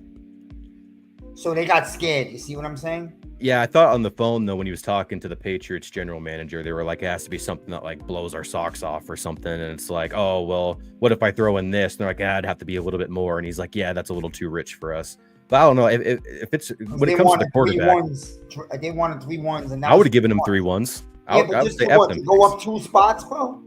Yeah, well, 2 spots for what are you getting? What 15 years of a consistent quarterback play? Like at that point, it doesn't even matter, in my opinion. I guess, but you got to remember, if you're in Joe Shane's seat, right? I understand what you're saying. You're getting DQB that you know is the one. All right, but I'm of the mindset that if that's your guy, you spend it. If that's your guy, if that's the guy on all your draft boards, if that's the guy on your draft boards, that's the guy that you want, that you believe can turn this franchise around, and you have an opportunity to get him, and you just have to give something up for him. If that's your guy, you go fucking get him. Pause. Well, you're right, but you can't. Just real quick, I said that last year. I wanted Drake May badly, but the thing is, you can't let a team take 3 1s from you when your team is so bad that you need a lot more pieces. Like we needed an O-line, we needed this, we needed that. You know what I mean? You can't give up the next 3 years ones. I'll give you the next 2 1s and a 2. But if you give up the next 3 1s and you leave your quarterback bald naked with nobody, what are you really doing? Well, you can also look at like, I mean, there's also free agency that you can explore to get like receivers, whatever you need at that position. Plus, you still have the rest of the draft you can try to find some value in and, bring some guys in here. And if you're a winning team, if you bring in a quarterback that receivers would want to play with, I mean, you could probably get in guys. It attracts players like that you can get in free agency. And I don't know, man. You get one of these QBs in this draft, that's going to attract a lot of free agents. I was going to ask you though, Miz, if these 2 quarterbacks, let's say Shedeur Sanders and Cam Ward, same players they are now, the same film we have on them now, came out last year, where do you think they would rank in last year's quarterback class? They would be behind Drake May, Jaden Daniels, and Khalib, and then maybe those guys would come into factor. I think they would have come. Do you think they'd be higher than someone like JJ McCarthy? Yeah, they would have been drafted before. Well, with the Minnesota. Listen. Once again, organizational administrations play into this. Like, I don't want to go there on the stream, but the race does play a little bit of a role with some franchises like Giants, Vikings. It does. So not to go there, but hey, history shows you it. I'm not making this up. You could just go back and look at history. I mean, does history? I mean, do people hate white cornerbacks, or is it just because No, like it's just that black man is way more athletic than white. I just feel like cornerback is the most athletic, difficult position in the NFL. Well, I think the reason why there hasn't been a whole lot of like black quarterbacks, and especially like the Giants, is because it's just typically white quarterbacks are the ones that are coming out in drafts. Right. But I feel like the league is changing where the quarterback role has been changed, where it's a more athletic position. So you do see a lot more black quarterbacks coming out in the draft. And I think that's, I feel like, I don't know, I don't want to get myself in trouble here with people, but I just feel like the Giants, not necessarily been like a racist thing where, we're not drafting black quarterbacks. I just think it's the way it was back then they're just white quarterbacks was just the thing. There just wasn't the abundance of black quarterbacks that you see nowadays. I just don't necessarily think it's a racial thing. Fan base, in our fan base, that if we don't take one, no matter what, they're gonna be pissed at whoever we took. Oh, we're taking one. We're taking one of those. I'm like 90% sure. Like I almost guarantee you, we're taking Shedeur Sanders. Well, it's obvious they're the 2 best quarterbacks in this draft. So yeah. But let me ask you this question. If Drake May or JJ McCarthy was in this draft and Sanders and Ward was still ranked higher, would the Giants take one of those 2, or would they go with Drake May or JJ? You got to really think about that. I'll give you a week to think about it. Because that it would be a really, really tough decision. It's tough. It's tough. I do think that the talent, like the arm talent level with Drake May, is hard to ignore.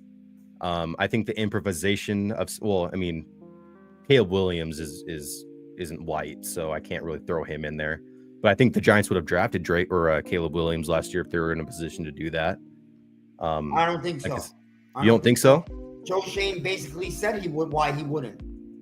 Last year, he said in a press conference back right around this time of the year when we were closing in the season, in the beginning of December, he sat there with Dable and he said, when you look to draft a quarterback, and I've always said this for years, and I've gotten into fights with everybody about this, and I know I'm dead right. When you draft a quarterback in the draft, you can't just look at his talent. You got to look his personality, his character, where he's from in the country, where he was born and raised. Can he handle the pressure of the New York City fan base and media, which is like no other in this country?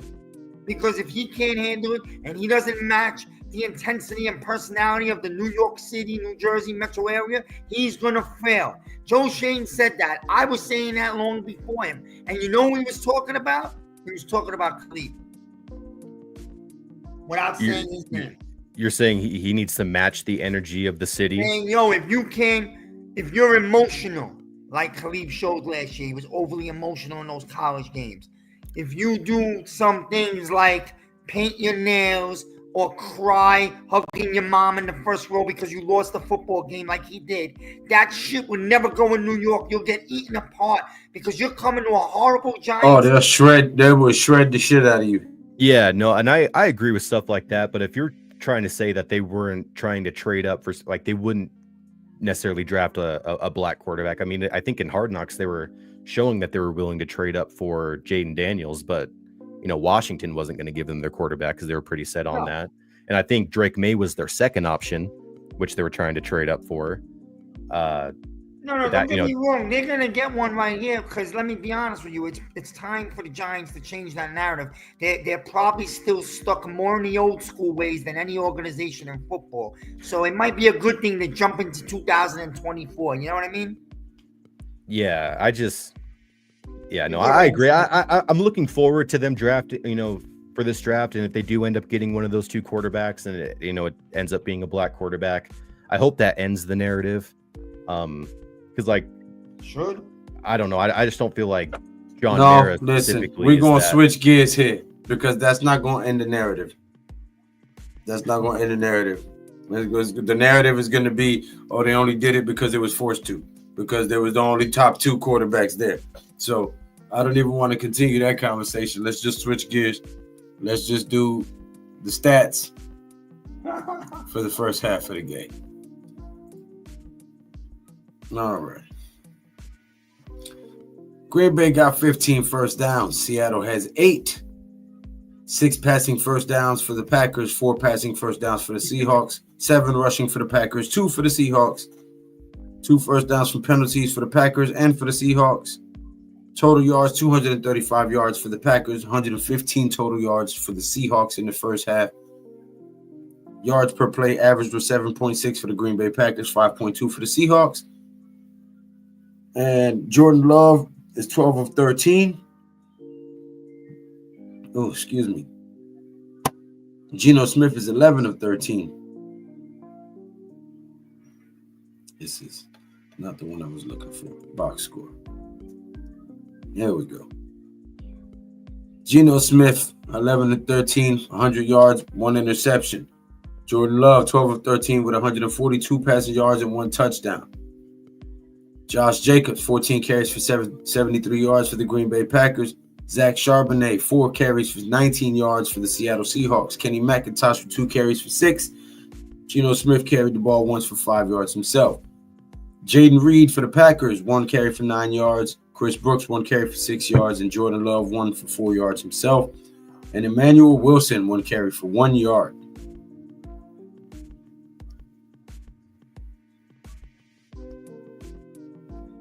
I'm tired.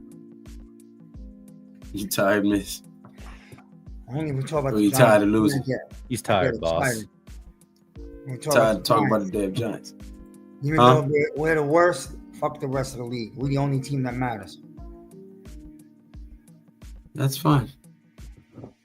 I'm a Giants fan as well. but I'm tired of the whole narrative about race. So I just wanted to switch the conversation. Hey, you know what? Yeah, You know why I don't want this guy Ben Johnson from Detroit? Can I tell you why? Because a lot of people, they don't never look deeper into stuff. They just see that a name is doing good somewhere, and he's the hot girl of the month. That's the one we want. But guess what? We've done this coordinator stuff the last 5 years. Okay, forget about that. It hasn't worked. But forget about that. This guy is in Detroit in the dome with a sick, talented offense. We don't have none of that. So when he comes to us and we win 5 or 6 games and you scratch your head, I wonder why he's not getting us to score 35 points a game like he did in Detroit. It's because we don't got that here. And we don't play in a dome. We play in the Northeast. So you got to build your offense differently. So it's not going to work, brothers. Now go get me a coach that's won before, that knows how to build a physical power running game and a cold weather football game, a team like Vrabel did with the Titans, or like I wanted with Belichick, but okay, that's gone. I don't know who else is out there. There's not really much out there left. Well, I was about to say, it's hard. Kickoff is fielded by the Seahawks. He runs out to the 20, 30, 35, pushed out of bounds at the 37. It's hard to get like a coach with a winning resume because typically those coaches don't get let go. So when you're in the market for a new coach, you're kind of going in the mystery box. You know, it could be the next big thing, could be the next Sean McVay, could be the next, whoever, but those are few and far between. Yeah. And Vrabel, I like Vrabel. I like his mentality. I like his philosophy as a head coach. But when you're talking about his running game, he also had Derrick Henry. And what's he going to be like as a coach without somebody like Derrick Henry? Right, 100%. People don't look at that. They don't look exactly, bro. People don't look at that. Derrick Henry's come around once a decade. We had the last one. His name was Brandon Jacobs. He wasn't exactly as good as Henry, but he was pretty physical. Those guys don't come around. Before that, it was Jerome Bettis, right? These guys don't come around often like those big physical backs like that.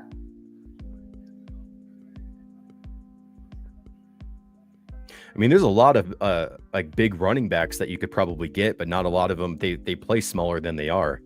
Mm-hmm. It's hard to find somebody that's physically gifted and also plays their size.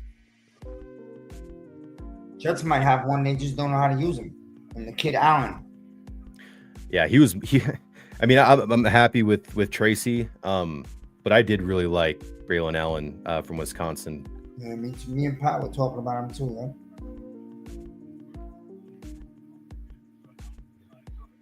I just thought he'd be a great complimentary piece. I'd kill for a Shanahan if he was looking to get out of San Fran, but I don't know if that's going to happen.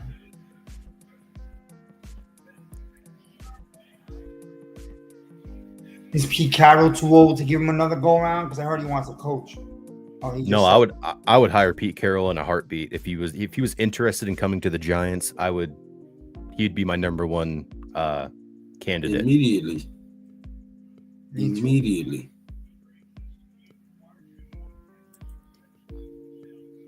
Well, he's the same age as Belichick, right? He's a young 70. So Belichick's an old 72? Yeah. Belichick looks like he's in his late 70s, early 80s. Yeah, but Bill Belichick still smashing the 25-year-old girl, so he's doing something right. What up, man, K? What up, bro? Salute to the chat. Salute to the panel. What's good? I don't see Green Bay all over these guys, man. Pause. No wonder the Giants were able to beat this team. My goodness. Blowouts everywhere, huh? Green Bay's a Super Bowl contender. Starting to look like one. It's going with the Seahawks. Because let me tell you something. A week or two, we all would have said no one's touching the lines, but now they're starting to get some major injuries. The Seahawks got a pair of Aaron Rodgers looking like a clown over there in the Jets, and Green Bay looking good. Ain't that funny? Yeah. Right. Now the Jets probably going to be looking for another quarterback now, right? They had Zach Wilson, a young guy who was bad. Going to get Aaron Rodgers, and now they got to get another quarterback. I don't think they're going to draft a quarterback this draft. No, I'm just saying maybe not this year, but next year they're gonna have to, eventually. Yeah. You know what I'm saying? So they're gonna look for a quarterback again. Bunko's a big Jet fan. He's actually right. I was talking to him. I was there this week, and a lot of the Jets might want this guy. I don't think he may not come out in this draft, but the kid from Penn State looks really nice, and I could see him in next year's draft being high. Talking about Drew Aller. Yeah, very accurate kid. I believe he's from Connecticut, so he's from the Geno New Smith York area. gets sacked for a huge loss. Wyatt Go ahead, Lou, comes sorry. through there like a damn raging bull. Penn State kid also from the Northeast, not far from New York, so he's got that mentality. Yeah, it's just like Penn State to me, they just underachieve every year with James Franklin as a coach. So he's not coming out this year. That's what people are saying. All right, so one more year, school's only The going to Trucy. Yeah, but he's gonna be in that class with Manning, Iamaliva. Well, whatever. Nussmeier will be coming out next year, so the other guys coming out. Well, that's who I wanted, bro. Pause. You like Nussmeier? Let me ask you all a question. How mad would you be if these guys decided these weren't their quarterbacks and they took Hunter and they kicked the can one more year, but they go get a veteran somewhere in the league? I'd be ecstatic. You'd like that? I'd like that. Personally, I'd like I've been that. thinking about that myself. But if you say it too loud, people want to kill you. So Yeah, you're not allowed to have the wrong opinion in the Giants fan base. Well, I don't give a damn who likes my opinion or not. It's mine, and I'm gonna state it. You don't like me, fight me. What do you feel about that, Lou? If they were to take Hunter instead of one of the quarterbacks? I suggested something like that a few weeks ago. I said, get Jameis Winston. Me and Miz was talking about it, matter of fact. We get Jameis Winston, sign him for a year or two, trade back, get some more pieces, get a quarterback in the later round, and have him learn under Jameis Winston. Mm-hmm. I like how Lou's thinking right there. I know this is too hard for really people to really think about because all they can think about is the quarterback, you know? Well, people think about position too much and not just the talent evaluation of the players. If you're looking at these quarterbacks and looking at Hunter's obviously, when it comes to a talent perspective, I think he's the most talented player out of the three. Right. So, I mean, you should be collecting talent, not positional pieces. And like you said, go get Jameis Winston or go get like a Ryan Tannehill or Sam Darnold or something. Or trade for Stafford. I heard he could be traded for. Or trade for Stafford. I mean, there's opportunities around the league. You just have to look for them. Smart teams do that. Smart teams pull off moves that nobody else saw coming. Right. Mm-hmm. Can you imagine like a Malik Neighbors and Hunter on the same team? What pick you think Hunter's going at? Third. What? Patriots. Okay, so if we're the first pick overall, you don't think we can trade back 2 spots? Trade back. You can trade back 1 spot if you want. If Hunter's the guy you want, because the Patriots at 3 is taking Hunter. That's what I'm saying. You trade back to 3. You can't. can't. The Patriots. The Patriots ain't gonna come up to get him. Right, the Patriots ain't going up to number 1. The only teams that are gonna come up and want one of those top 2 quarterbacks. Well, see, the thing about it is when you have like a first or second pick, you have to pick a quarterback. More than likely, you have to because you probably won't be drafting that high again. And if you're not, then you're gonna be giving up a whole lot to go up and get a quarterback though. Compared to like when you have a higher pick, like the first pick, then you might as well just get him. And he can sit behind, like you said, they can sign Jameis Winston. He can sit behind him and be a bridge quarterback. You're gonna have to pick a quarterback. Man Cave was there when I said that the other day too. Yeah, I know. Yeah. But like I said, people say this don't happen too often because the Giants. How often has the Giants have a number 1 pick or even number 2 pick was Saquon Barkley 6 years ago?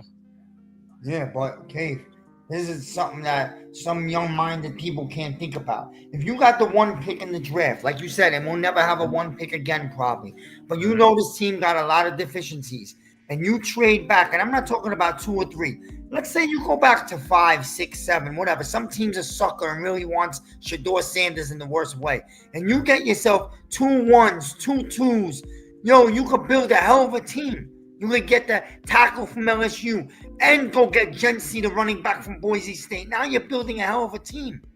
Right, but the only thing is, if you had a GM who just came in first year, you could do that. But these guys are already 3 years in, and they don't want to keep, you know what I'm saying? They already got 3 years in, so their job is on the line. They're going to go pick their quarterback. Oh, so they're going to pick any quarterback out of desperation, basically. Yeah, I mean, well, it's a desperation situation. But, It's a bad way to build a team. And I'm not saying that Cam Ward or Sanders aren't worthy of like a top 2 pick, or like you can definitely take them there and feel comfortable.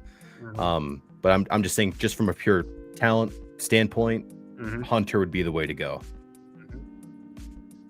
Let me ask you something. You wouldn't want to, if you could trade back and get all those picks and build a hell of a team, and you could still get maybe a Milroe later or a Dart. You wouldn't do that?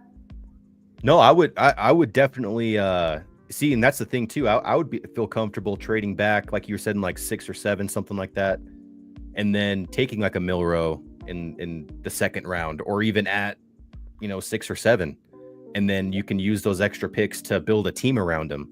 Oh yeah, because it might be the only chance we get to do this. Like steal, rob a team, get a treasure. Because that's the thing. Well, just going back to Hunter, that's just why I'm so high on him too, is because you're getting a 2-for-1. You're getting a number 1 corner, and you're getting a number 1 wide receiver with 1 pick. So that's just, I don't know. For me, I feel like that would just be hard to pass up. But you know what? You know who would have done that, right? If the Giants had brought in Belichick, he would have done that 100%. Yeah, because Patriots always traded back. They always trade back.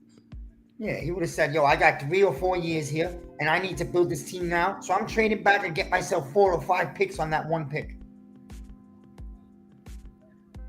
If someone was offering me a future first and like 2 2s and a 3 to trade back to like 6, and I was still able to get, like you were saying, like a Milroe or a Jackson Dart, and I haven't really done much research on Dart. I don't really know what his game is like. But I do like Milroe. He's going to have to sit for a while. He might have to sit like his whole rookie year plus. So, like you said, and then make a move like that, get assets for the future, bring in Jameis Winston, have him sit behind him for a year, and then use those future picks to build a team around someone like Milroe. And I think that would be. Just remember, Milroe fits exactly the type of system that Dable runs. He is like a mirror image of Lamar Jackson. I don't know if he's going to be as successful as him, but he is that type of quarterback. Well, like I said, this is a big year for Dable, though, because if he gets his quarterback in, or he flops again, he's going to be gone. So I don't know about that, Dave.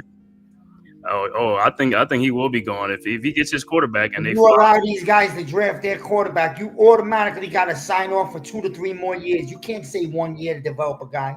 At least 2, because you can't fire him after the quarterback's rookie year. No. At least 2, but you have to see what's going on, how the team, what happens in the season. If the team is not really doing anything and not responding, or he loses the locker room next year, it's going to be the same. You have to Leonard Williams always good against the run. I love Leonard Williams. Bro. It killed me when we traded him. I knew we had to, but it killed me.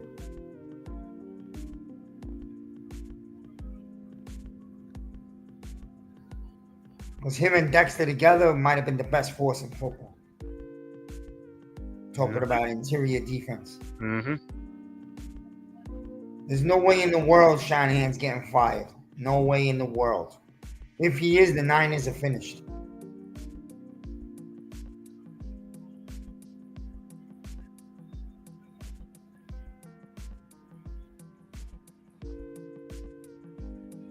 Oh, that was a bad bounce.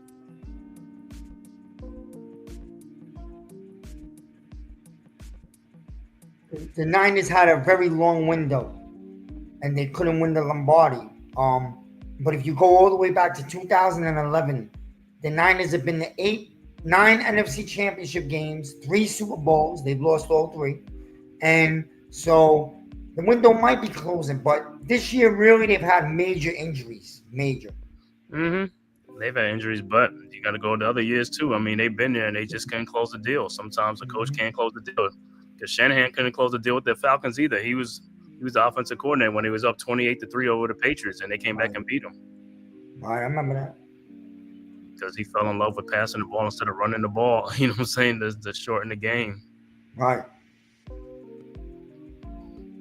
But we'll see what goes on in San Francisco, man. He said right now their window is closed. Yeah. I can't really see that. I mean, the window can always open again. And if you have a coach that knows what it takes to keep or to open up that window, because I feel like we don't have people that know how to, like, you could be criticizing for saying their window's closing, but we don't even know how to open the window to begin with. So like he knows what it takes. He knows the personnel he needs. He knows the kind of players he needs. And as long as there's a vision and it's being fulfilled, I'm okay with that. And I can be patient with that. I just feel like this team doesn't have a vision. I don't even know what I'm watching. I feel like each week it's something different. Just a mishmash of a bunch of BS. But then that goes to show you it's the coach though. Those are his players though. He has to have a direction. Yeah, and I feel like there's 53 guys on his roster, 50 of them are his players. So I mean, this ain't like he only got 3 of his own players. These are all his players that he picked, and also that they got to help him run his system. And that's on him, man. If he can't do it with these guys, then we'll see, man. Problem is, you don't know if there's an inside plot of tanking, which probably is to a degree, and that's the whole thing. And so when you say Dable's, this is where I argue for Dable, because everybody's coming down on Dable, and I don't think it's truly really his fault. When you see a garbage product this year and bad coaching, because why is it bad coaching? The main reason is because he took over the playbook calling, and he's calling very garbage high school play calls. Is he calling that because he wants to make sure they don't win a game? Because any moron, any one of us, can call a play deep to neighbors twice a game and he would get 1 touchdown. And he's not even calling that for him, which looks like it's on purpose to make sure he doesn't get a 70-yard touchdown, because we don't want to win the game by accident. That's the way I'm seeing it the last 2 or 3 weeks. Well, here it is, Miz. It's either being coached or it's being allowed. So either he's intentionally making the Giants look bad, or he's trying to make the Giants look good and he's just not doing his job. So either way, it's BS and it's uncalled for, inexcusable. Well, let me ask you this. The first year, did Dable call a coach a hell of a fucking season with a roster that was probably worse than this roster when the season started? Yeah, but he didn't call the plays his first year. That was Mike Kafka. No, but you could see the emotion and passion he put into that team. You saw it. He breathed it into them. That was the first year. So if he's having a horrible year now, I'm only saying this. If Mara, I'm going to say this again. I've said this many times, right? But it factors in, man. If Mara gave them his fucking word the day he hired them, that I want you to make Jones work because we ruined him. But if it doesn't work, I'm going to let you guys get your quarterback. So Jones was forced on them, right? In a way. So he got to be fair and stick to his word. There's no way Dable's been a coach in the league for 20 years and be garbage. How come a lot of players and coaches around the league all praise Dable? Say he's a head coach. Well, he's been bounced around too. Yeah, he hasn't just been with like one team that hasn't wanted to let him go because he's great. He's been to like several different teams and they let him go after a year or two because he's just not basically fulfilling what he's, his vision essentially. So I just like, if you look at the Bills, are the Bills missing Dable? A lot of Bills fans were happy to see him go. If you really want to know how somebody is, I go talk to the fan base where they were previously at and see what their thoughts and opinions were of them. Like, really, Dable only had a good year once. He had 2 good years with Allen when he got Stephon Diggs, and they brought in the new quarterbacks coach, Ken Dorsey. But he was with Josh Allen for his first, was it year or 2? And they were horrible the first 2 years. Yeah. So like people like to say that he's this great like developer of talent. I haven't seen that in his career yet. Just say he's a great developer of quarterback. That's what they say. But how can you be a great developer when you have Mr. so many Eric Johnson? I really don't know. I gotta do more studying on the players. No, in those but what I'm saying is, if he's a great quarterback, Whisper and all stuff, he's had so many reclamation projects that he hasn't helped. I mean, he has. I mean, he had like Drew Lock. He got Tommy DeVito, another reclamation project. They got Sam Howell starting. Huh? Geno Smith. Oh yeah, Geno Smith. Sam Howell is garbage, bro. If you want to talk about somebody that's good with working with quarterbacks, I would say Pete Carroll for me is on the top of the list, because I feel like no matter who is quarterback for them, they always seem to make it work. The head coach for the Vikings currently, I think he works really well with quarterbacks. And one thing you don't see from those guys is them throwing iPads at people and belittling players. Like Kevin O'Connell. Yeah, Kevin O'Connell. You know what else? Pat Shermer. Yep. Who's been working with Shedeur Sanders over there in Colorado. And we made a mistake with Pat Shermer, but at the time, once again, the fan base and the media was angry. But we rushed him out when he was actually developing Jones, Ingram, and that offense. Also, you look at the game we're watching right now. I mean, a lot of people don't talk about the Packers, but Adam Stenovich that's a name that's going to be on the market too. I mean, offensive coordinator. He's helped the quarterback like Jordan Love transition from Aaron Rodgers, and the offensive line has been playing great, you know, under his tutelage and stuff like that. So you'll probably hear his name too, Adam Stenovich. You know what I wonder? The Packers, I wonder if Bill Cowell is still interested in coming back to coach. I think it was back then. I don't think he's interested no more, man. Because I know he wanted to coach the Giants. This was back then, though. You know, he had left when he retired. But I think he's set in his ways right now. He's set in his ways right now with that media analyst thing. Bill Cowell. Let me see how old Bill Cowell is. He was a tough nose. 69. Yeah, 70 about to be. Okay. Is he? Bill Cowell. How old is he? 67. 67, brother. I was close. Hey, Mara, make the phone call, baby. Make the phone call. Yeah, that's a hard-nosed son of a gun right there. You want to get back to Giants football? Giants and Steelers were like back in the day. Same organization. They said before Bill went to before he went to UNC, I guess he touched base with the Jets about I guess Who's that? Cowher. I mean Belichick.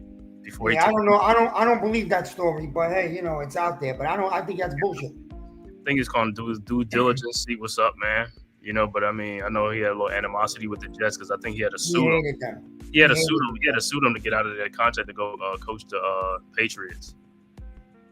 You don't think that he did that just to irk them? He was never going to go there. All right. All I know is it's going to be a very interesting offseason for the Giants. It's going to be a stressful offseason for the Giants. I feel like this is going to... It's going to be exciting, though. It's going to be exciting. There's going to be a lot of hype, but I feel like if things don't hit the ground and we don't find immediate success, I feel like if people aren't cannibalizing each other now, I think it's going to be 10 times worse with a new rookie quarterback and all that build up towards the start of the season. Like I said, in this draft, they better take a lot of good players because they're going to have high draft picks in each round. So better get the best talent. Right. That they can utilize. And like I said, Dable, utilize these guys. These are your players. These are your picks. You got to utilize them. You ask for them, coach them up. And I think the reason why people want him to get his quarterback is so that way, there'll be no excuses left. It's like, now he got his quarterback now. Let's see him open up the playbook.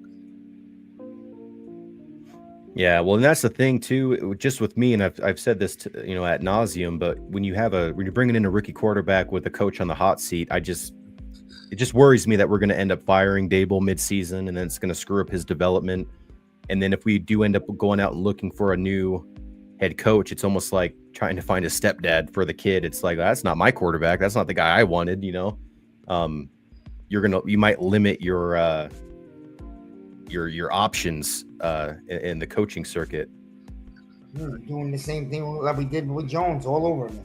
Exactly what we did with Jones. Because Basically, what the Jets have done for 50 years. Because we might draft someone that's good for Dable's system, but we might bring in a head coach that has a completely different system. It's almost like what we did with the defense this year. We brought in somebody that literally runs the complete opposite of what a Wink Martindale defense is when we have Wink Martindale players, which just was a bad marriage.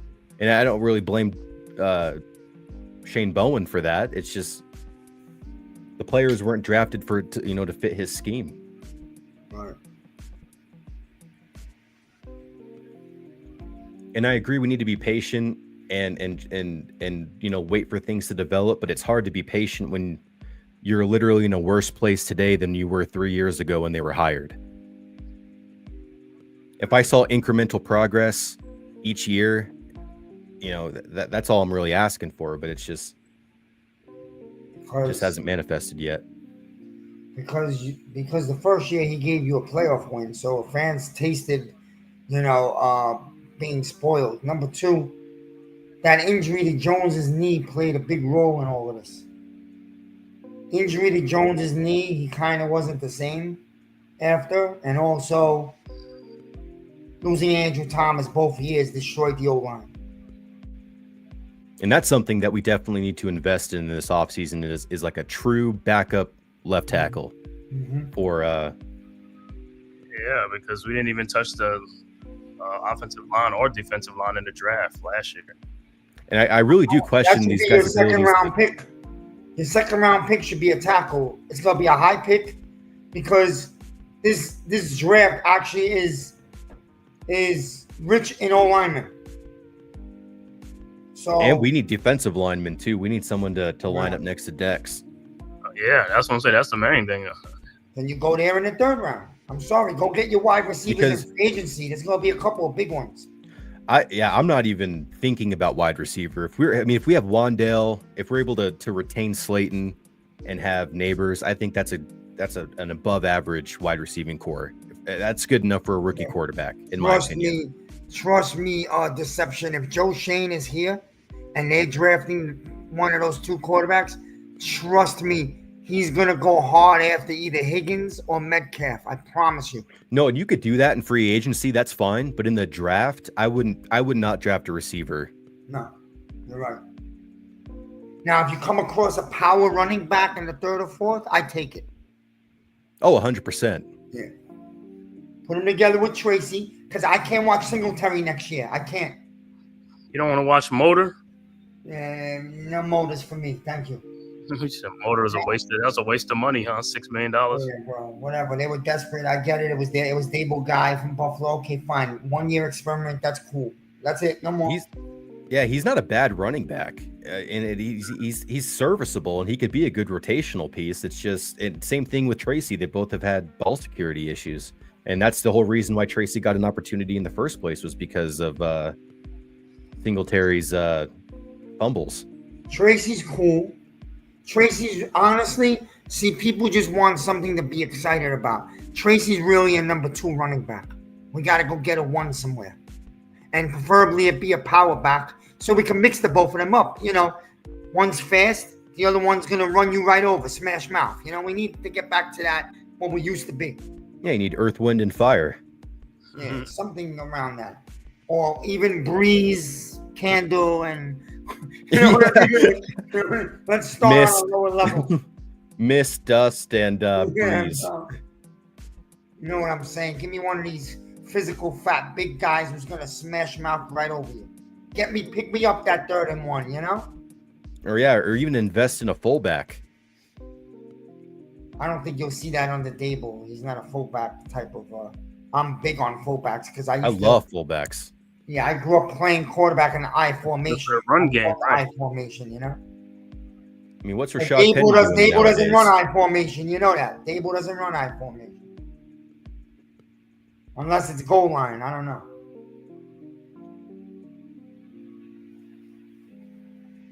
If it was up to me, I'd take the Giants back to the old days, I formation, fullback, running back, tight end, play action with a big receiver on the outside. I was dreaming of having Nico Collins. Look what he's turning out to be.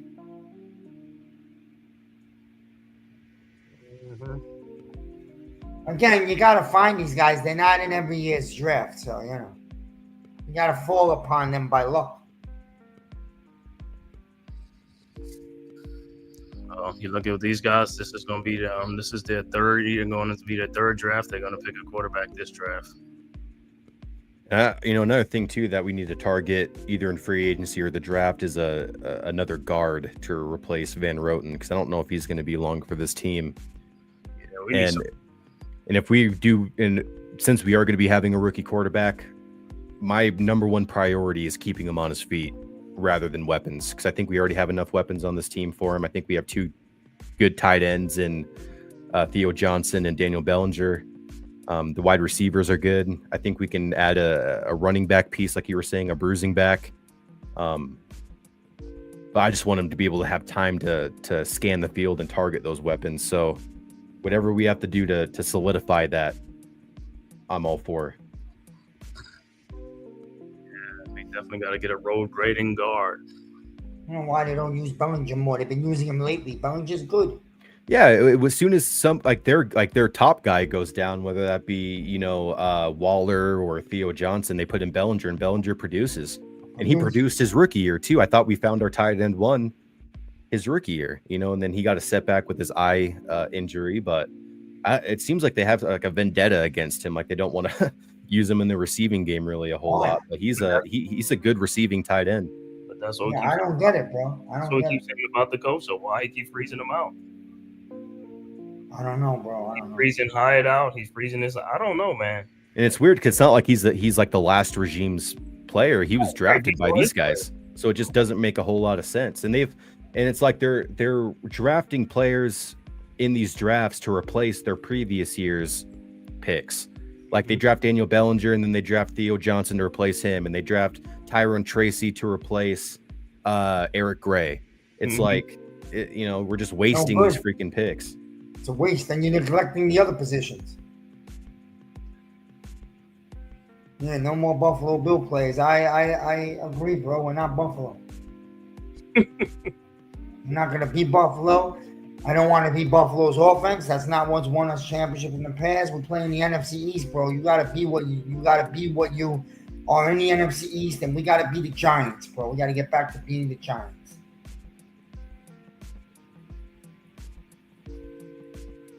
I don't need the Bills leftovers, bro. Singletary, bro. Who's the backup for the Seahawks in this game again? Sam Howell. I gotta do a couple of things, bro. I'll try to hop on before the game's over, all right? Lou, is Lou there? I guess not. You probably tell him I'll be back. All right. Well, Lou stepped away for a bit. I'll call this next drive as soon as we're back from commercial.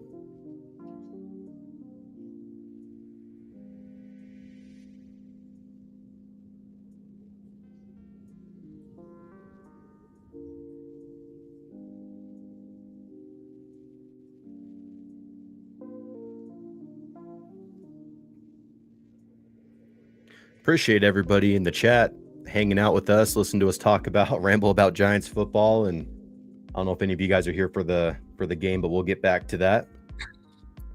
Seahawks will return, and they will be stopped at the 26-yard line.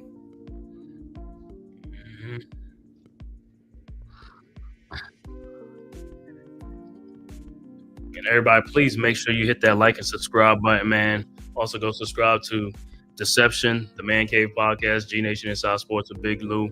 Hit that like button. Also, subscribe for the Big Blue Crew Sports Network.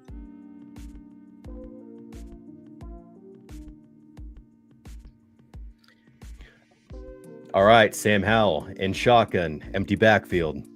1st and 10. Takes the snap, drops back, looks to his left, and he is sacked.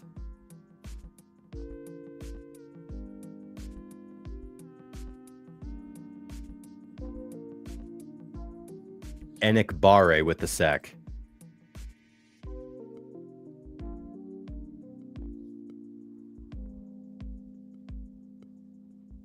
All right, Howell in shotgun takes the snap, drops back, looks, fakes the pass, runs to his left, and he is tripped up with about a 3-yard gain. It'll be third down. 3rd and 13 after making up some of that yardage after the sack.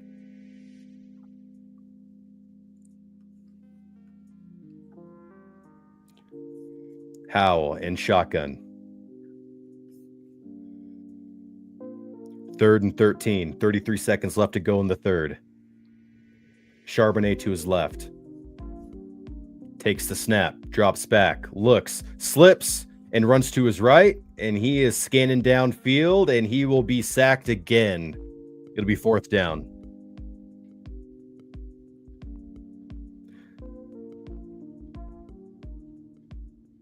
You know, Sam Howell kind of has the same play style as a who's the quarterback for the Saints currently? He's my car. No, they're or not the Saints, the Browns. I'm sorry. Oh, the Browns. Jameis Winston. Yeah, Jameis Winston. Where he'll just, I mean, he's the kind of guy that doesn't care about throwing interceptions, and he'll just chuck the ball down the field.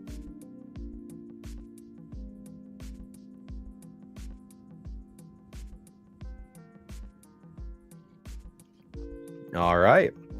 And so Seahawks will punt away, but we are currently on commercial break. Can't have anything nice with the NFL. Mm-hmm. Sam Howell, man. She had 1 year with the Commanders, and that was it. I mean, he was a fifth round. Yeah, see, I remember back in the day when Sam Howell and Spencer Rattler were considered to be the 1 and 2 in that draft. Right.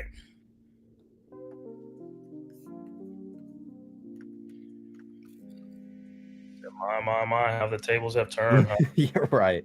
What a Oh difference. no, I think Howell's going to have a long career as a backup because he does have skill. He does have a skill set that is appealing to some teams.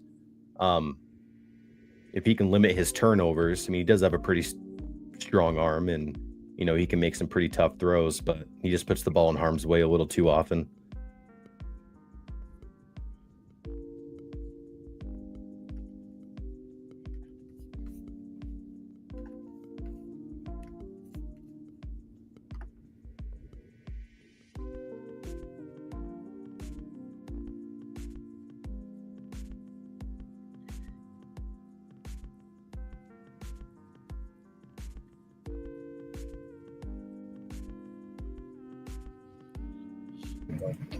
Sorry, folks.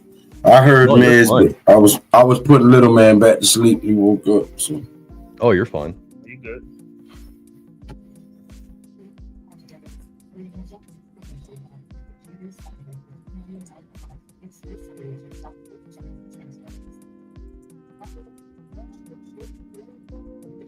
do they read the chat? Yes, we do. I was putting my son to sleep because he woke up. James Del Arena. Yes, we do read the chat, my brother. Thank you for stopping by. Please hit that subscribe button and that thumbs up button as we get back to the Green Bay Packers and the Seattle Seahawks. All right, and Seattle will get set to punt it away. Punt is off. And Green Bay will field it at their own 35. And they will return it all the way up to the 44-yard line.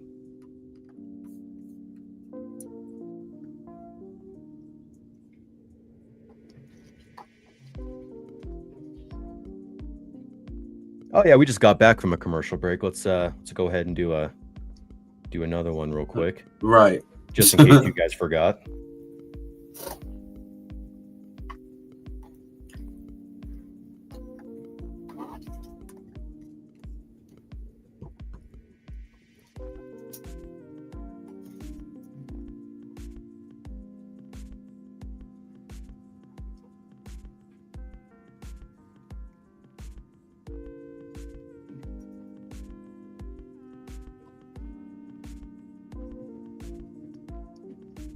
All right, Jordan Love under center, Jacobs in the backfield. Love alerting at the line. Takes the snap, hands to Jacobs. Jacobs bursts up the middle, and he will be stopped for about a 2-yard gain. What's your timestamp? 14:40? 14:38. But I can pause for 2 seconds. No, you're fine. I was just asking so I know where we are.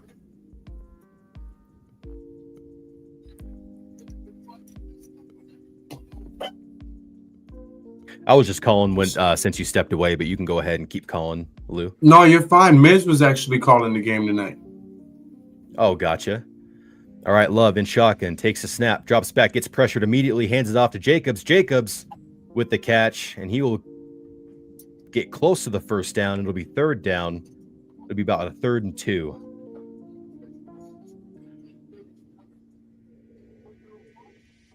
Who you got winning this game before you started watching it? Who'd you have picking? Who'd you pick? Oh, for me it was Green Bay.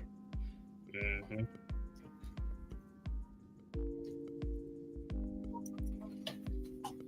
All right, Love in shotgun, Jacobs to his right.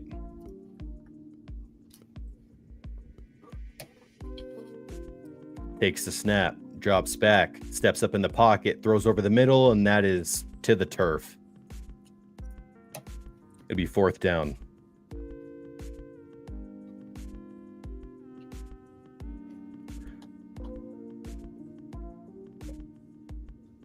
We'll see if the Packers end up trying to hard count the Seahawks, or if they actually might be going for this. But for now, Packers offense remains in the field. Man, All can't right. believe the Lions lost. 4th and 3. Right. Love in shotgun. And nope.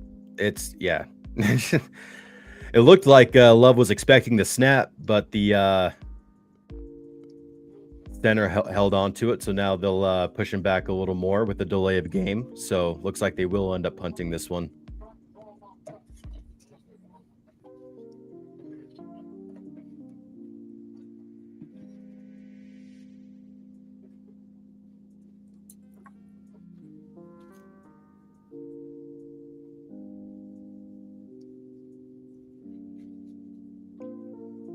And Packers set to kick it away.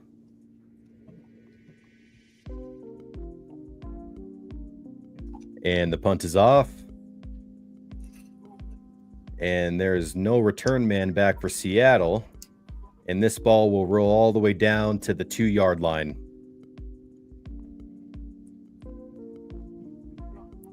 Pin Seattle all the way back to either their 2 or their 3-yard line.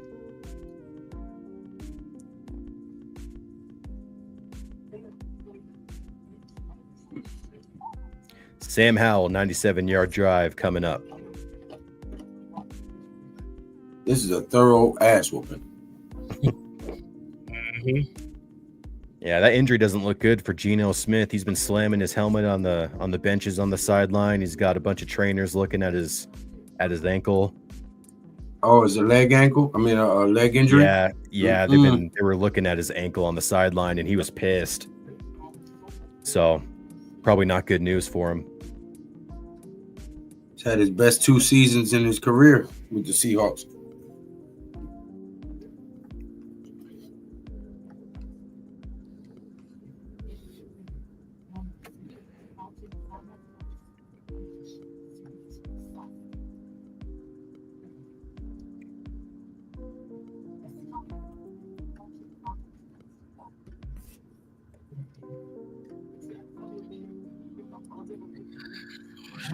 Where's the 12th man at? He got killed. The Seahawks 12th man, right? That motherfucker froze to death.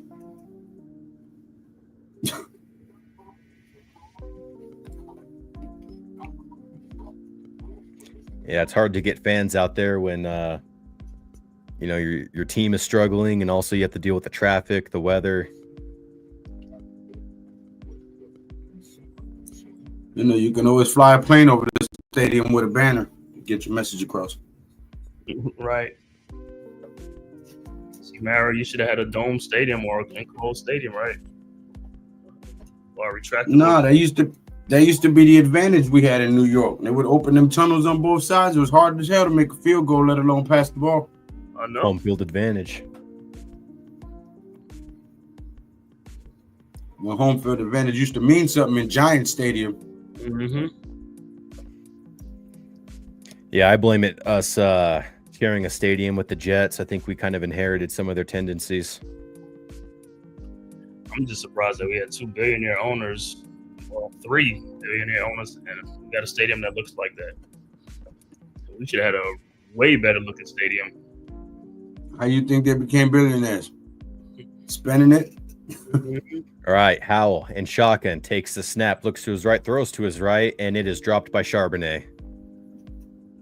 You know, most of them from like the citizens funding the money and stuff like that for these stadiums. And they still got to pay a PSL. Also, it looks like it's actually a knee injury for Geno. Yep, they wrapping it up. Said the Raiders will win 2 more games. The Falcons in Jacksonville. I don't know about the Falcons, man. Max Crosby's out, Right. and down to Desmond Ridder. Howell in shotgun, Charbonnet to his right. Takes the snap, looks to his left, throws over the middle and almost intercepted.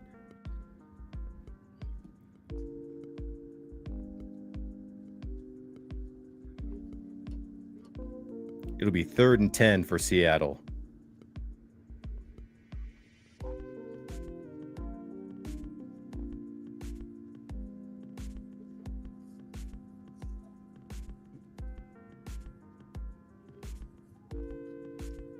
All right, Howell in shotgun.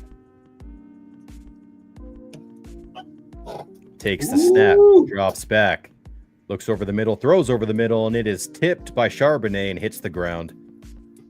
Boy, it looked like he was about to get hit in the end zone.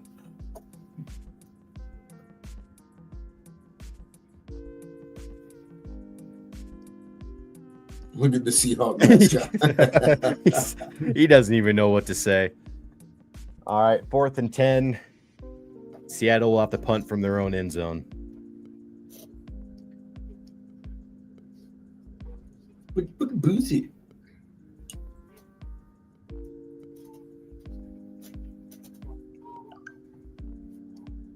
Snap is off and punt is away. And it's a pretty good punt. It'll be fielded at about it was a 53-yard punt. Green Bay will field it at their own 48-yard line.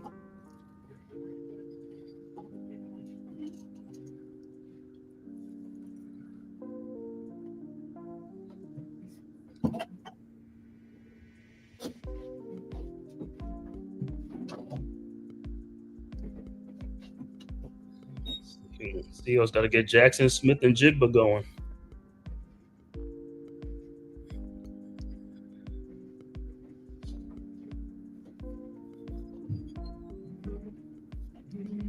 What's the hold on.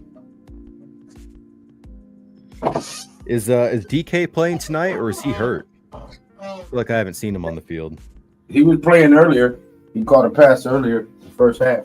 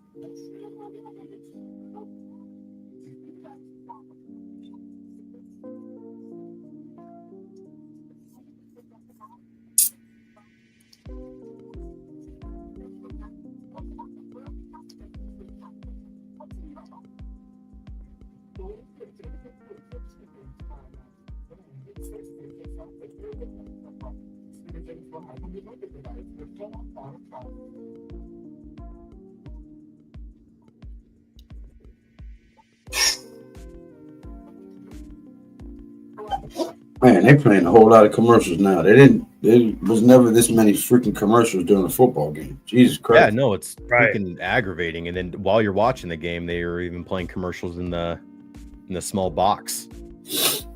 All right, Jordan Love under center takes the snap, fakes the handoff to Jacobs, rolls out to his right, my goodness. and he bombs it down the field. And trying to get it to Romeo Dobbs, but unable to connect. It'll be second down. Overthrows him. That would if he'd have been able to connect with him, he might have took that all the way to the house. He had one guy to beat in front of him.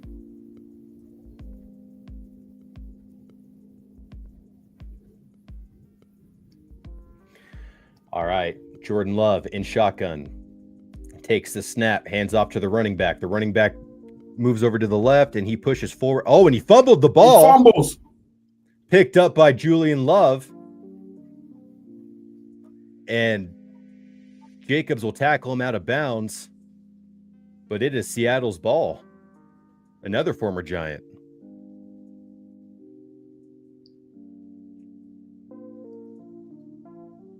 Now they just got to score. Jones pops it loose, and Love scoops it up.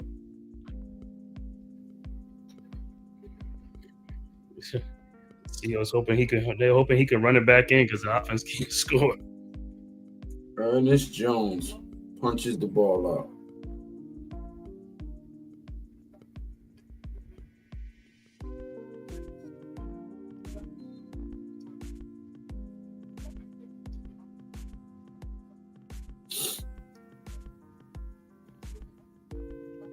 All right, Sam Howell in shotgun.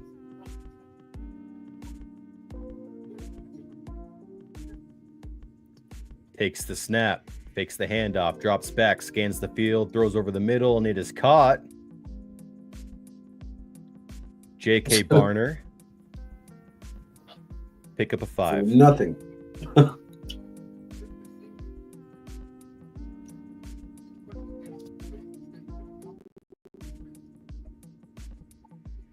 You're down 17 with 12 minutes to go. I need to see a sense of urgency here. Howell takes the snap, drops back, throws to his right, Jesus and Christ. I don't know where that was going.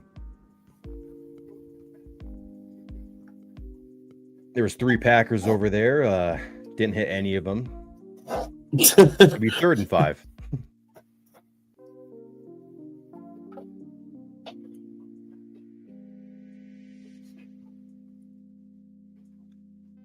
All right, 3rd and 5. Howell in shotgun takes the snap, drops back, throws over the middle, and that is caught by Jackson Smith and Jigba. Packers trying to rip the ball out of his hands. Now that one has some heat on it. Oh, yeah.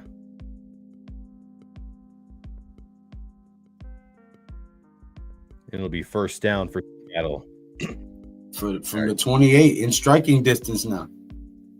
Howell takes the snap, throws to his right.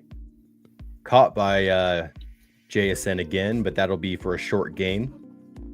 It'll be 2nd and 8. 2nd and 7. Or 2nd and 7. They gave him 3. Yeah. Oh, you might be a little ahead. Oh, they gave him 4. Excuse me. 2nd and 6. No, I was judging on based off where they marked the ball. Oh, and Charbonnet up to the right side, and he is in for the touchdown. Oh, touchdown. No, yeah, I was judging on where they marked the ball at, but even I it looked like it was 7. Yeah, it looked like a pretty short gain. What a turnover do for you, man? Momentum. Now it's anybody's game.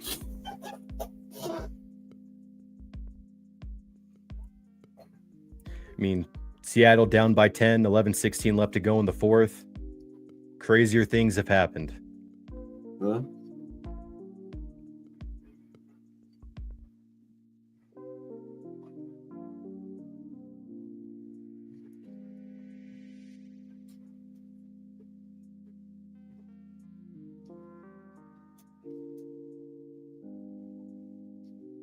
Now let's see if the Seattle defense can do it again. Get a stop here. Get a stop or get another turnover. Guys, if this is your first time tuning in, hit that subscribe button, hit that thumbs up button. Don't be a ninja watcher, man. We ain't pandering for no money or asking you for nothing. It is absolutely free to push that subscribe button and support the cause, man. Okay?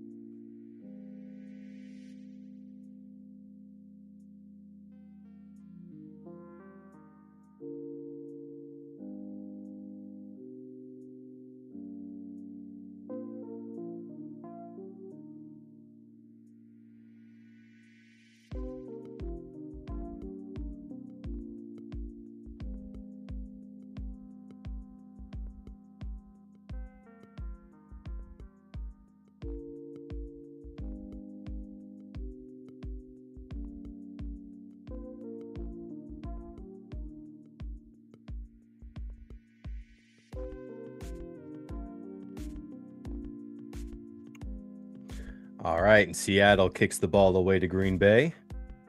11:16 left to go. Green Bay fields it. And Green Bay, with a nice little return. And they will return it to their 34-yard line.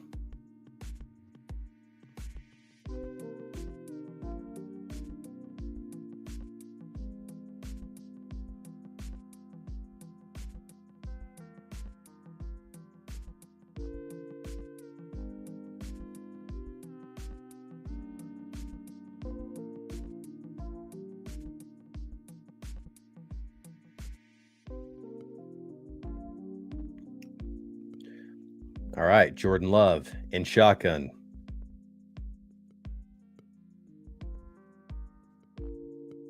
Takes a snap, hands off to Jacobs. Jacobs over to the left side, and he is wrapped up. He'll get about a gain of 4 to the 38-yard line. It'll be 2nd and 6.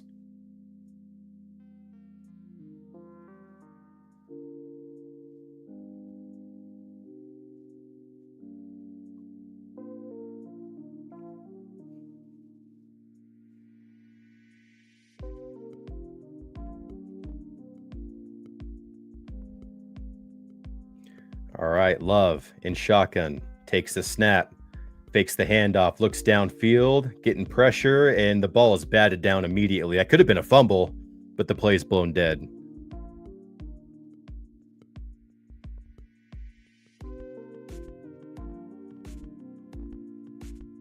It was ruled an incomplete forward pass. It'll be 3rd and 6. Ball just slipped out of his hand. It looks like he was trying to abort that pass because he saw he was just going to get batted down.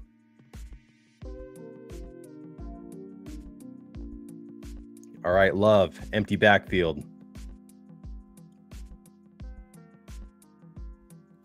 Takes the snap, drops back, scans the field, runs to his right. Pressure in his face, trying to avoid pressure, and throws to the left side of the field and in the dirt. It'll be 4th down. See, incomplete pass stops the clock.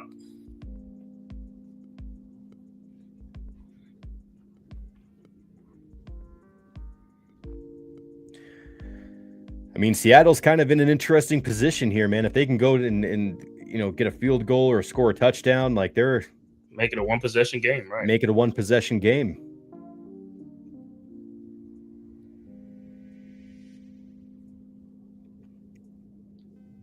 All right, and Green Bay gets ready to punt it away. Kick is off. 42-yard kick. And Seattle will field it at the 20, to the 25, to the 30, and to the 32-yard line.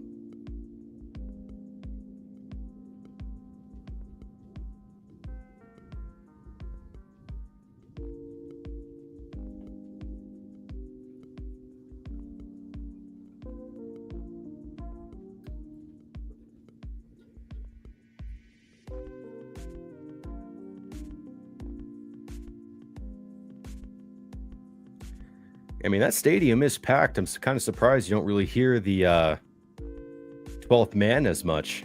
Mm-hmm. All right, Howell in shotgun. Charbonnet to his left. 1st and 10. Takes the snap, fakes the handoff, drops back, scans the field. Pressure in his face, and he just gets rid of it. That could have been a fumble, but it's going to be ruled an incomplete pass. Well, actually, no, there's deliberation going on. No, it's officially ruled incomplete. It'll be 2nd and 10.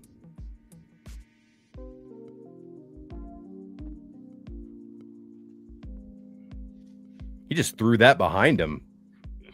All right, but it was deflected. Oh, off his helmet. Mm-hmm.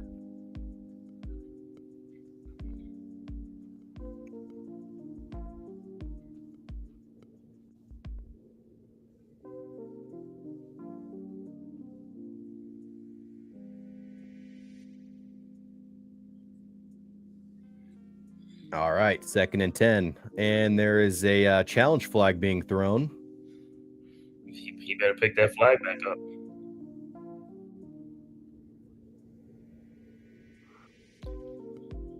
Why is he challenging it? I mean, it was deflected by the defensive player. It's an incomplete pass. Yeah, and looks like... Shout out to the 15 new subs, man. We went from 214 when we started today to 229, man. Let's get one more to make it 230, to make it an even 15, man. I mean, Yes, an even 16. Man, Cave, you picked up a sub too. Yes, sir. Thank you, man. Thank everybody for subbing to the Big Blue Crew Sports. And great content. Yo, this is what we do, man. Bring you content all the time, man. All day, every day.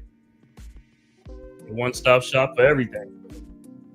And with the question earlier, who asked if we do read the chat, we do read the chat, and that's a big part of the show that we do. So if you guys do have any questions about the Giants or about the current game, feel free to ask them in the comments, and we'll be sure to answer them for you.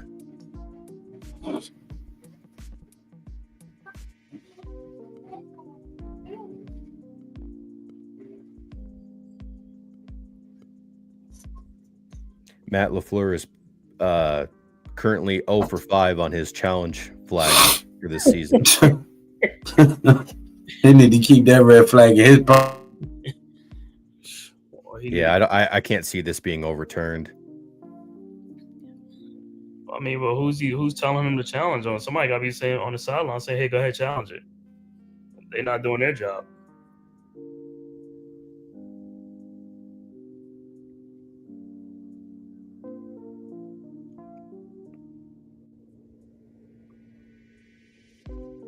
NFL loves challenge flags, though. It just gives them another opportunity to give us another commercial break. Right. Take another 10 minutes. 10 minutes to review the play.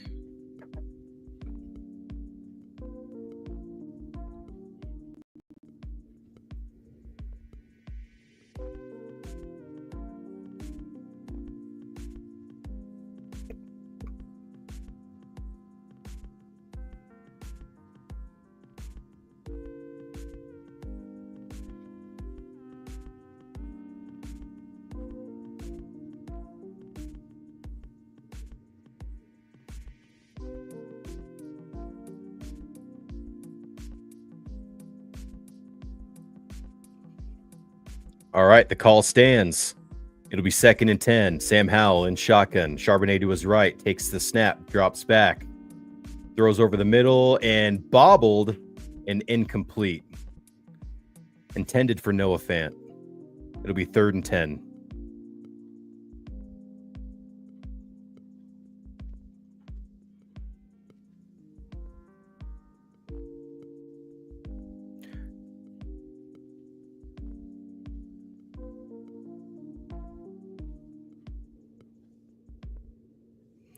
All right, Howell in shotgun.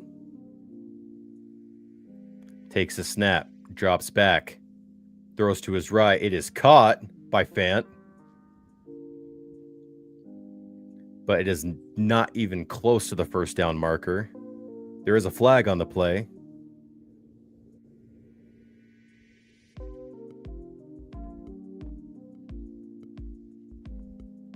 Looks like this flag was thrown right in front of the Packers bench. We'll see what this.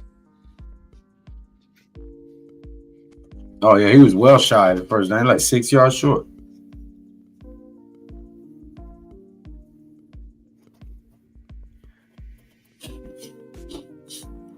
See what this penalty flag is all about. Offsides on the offense. Replay 3rd down. Receivers, come on, man.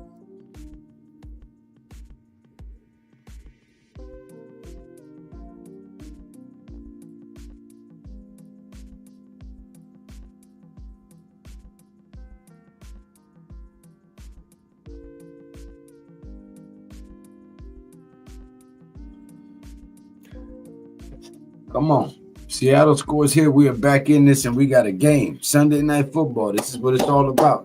Let's get a score here and turn this into an exciting game because it's been rather dull for the first 3 quarters. Oh, so actually, he changes his mind and actually declines the penalty.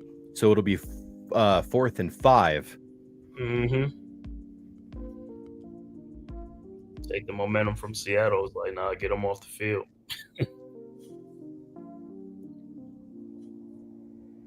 And Seattle will punt. They're not even going for this.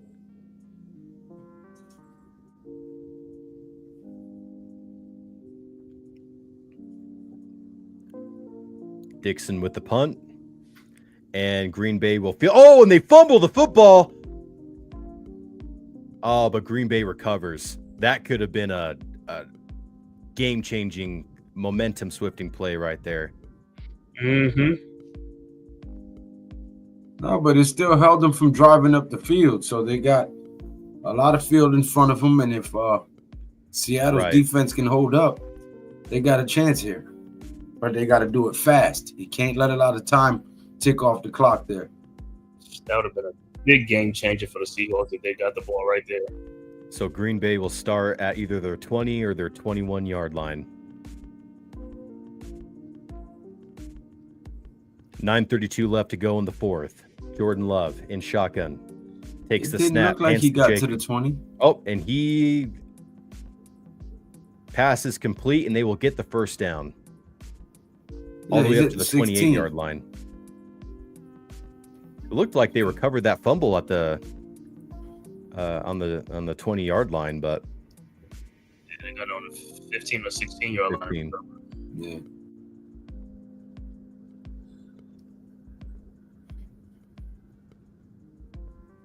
Come on, Seattle. This is the time. If you're going to do it, now's the time to do it. That was Jaden Wicks with the catch. All right. 1st and 10. 8:49 left to go. Love.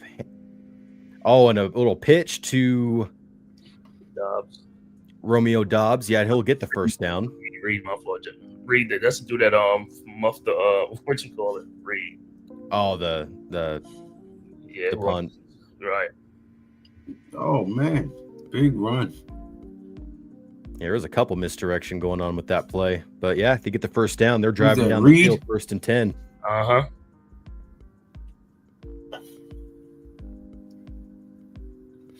Nice play there by Green Bay.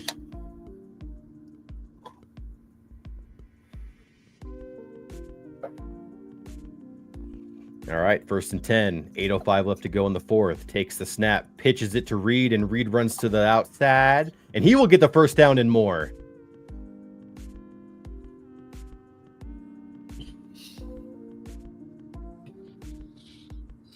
Yeah, Packers took the momentum back now. Man, Cave, Yo, can you call one of the Monday night games tomorrow night? oh okay. Which game y'all calling? I'm not gonna call none. I'm gonna be at work. That's why I'm asking. Yeah, I normally call Monday Night Football, but there's 2 games tomorrow, and I know I can't call both. I mean, I know I can't call one, but I damn sure can't call both. yeah. I could. What's that? The Falcons and the Raiders. Do the Falcons and the Raiders game. Josh Jacobs with the handoff gets all the way up to the 43-yard line.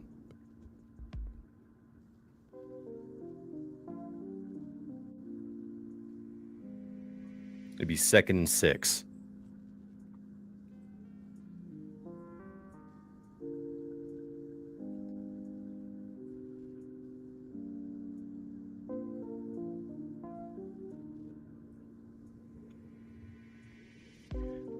All right, 2nd and 6. 6:43 left to go.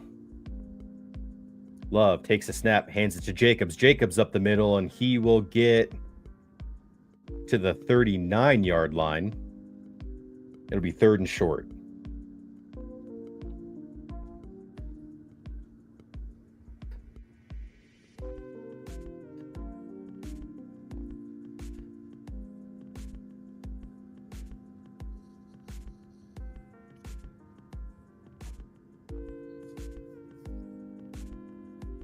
And is this 4th down territory for the Green Bay Packers if they don't get it here? All right, Love under center. And they will take a timeout.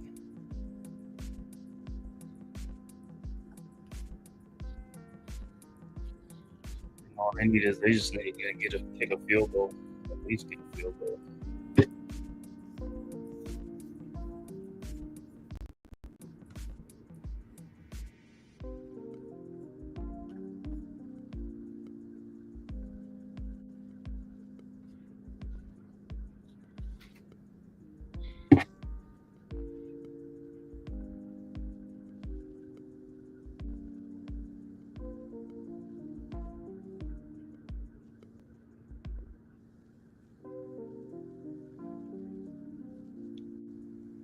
Wow, Matt LaFleur right behind Vince Lombardi. What an accomplishment. All right, 3rd and 2. Jordan Love. And communicating with his offensive line. He'll take the snap. He drops back, way back, throws to the right side of the field, and his receiver trips. Jaden Reed falls on his route, and that'll be incomplete. 4th down for the Packers. Hey, Lou, you know what? I'm gonna do the Bears-Vikings game. That's the 8 o'clock one? Yeah, Bears and Vikings. Appreciate you. No problem. Get to call Caleb Williams, see what Caleb Williams do tomorrow night.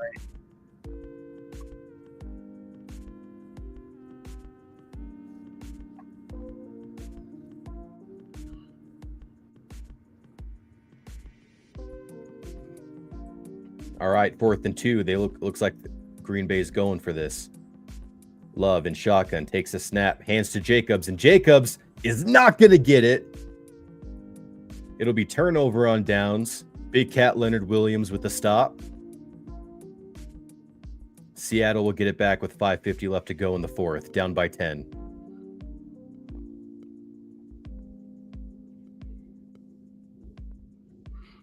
Man, they should have just punted that ball. What it's going to get is like,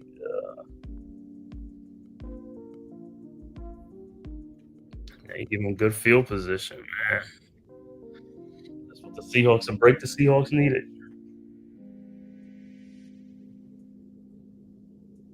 Can't be lackadaisical on this drive, though. You're going to have to try to make up some ground pretty quickly. Just a sense of urgency. They got You have to do hurry up offense.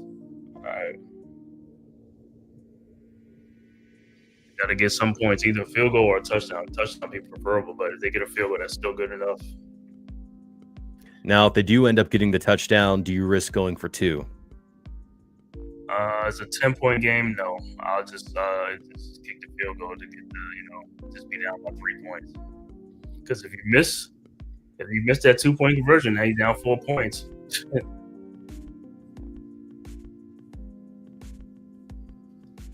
That means you're going to have to score another touchdown. Whereas now you're just down 3. You just have to kick a field goal to send it to overtime.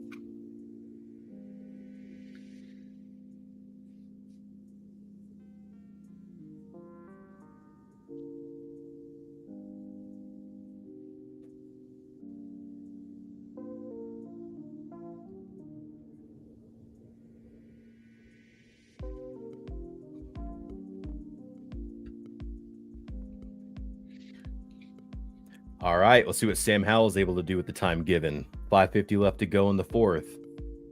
Lined up in shotgun with Charbonnet to his left. Takes the snap, fakes the handoff, looks downfield, pressure immediately, and he is brought down.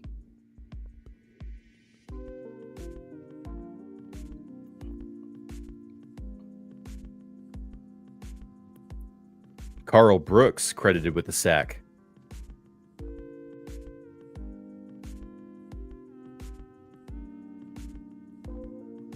Howell takes a snap, throw. Oh, and it is intercepted.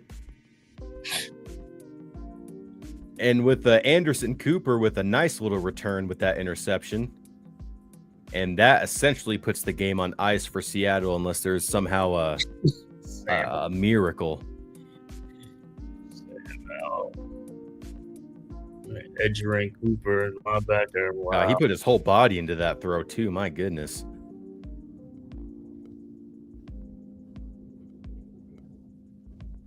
Guess he didn't see Cooper there in front of a font. Nowhere fan. Sam, throw to the guys in lime green, man. Fluorescent green.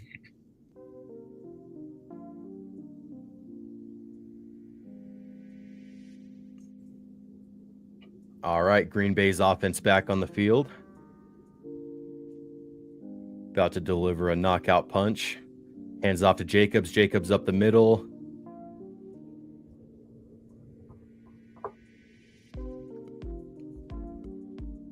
And Seattle will take their first time out.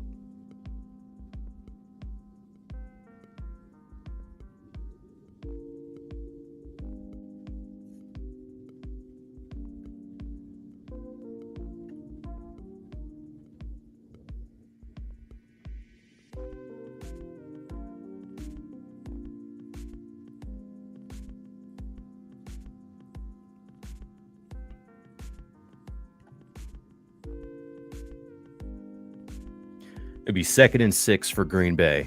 5:09 left to go.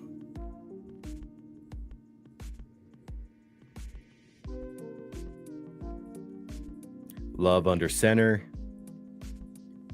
Another handoff to Jacobs, and Jacobs stopped at the line. And we'll see if Seattle takes another timeout here. And Seattle will take their second timeout of the half.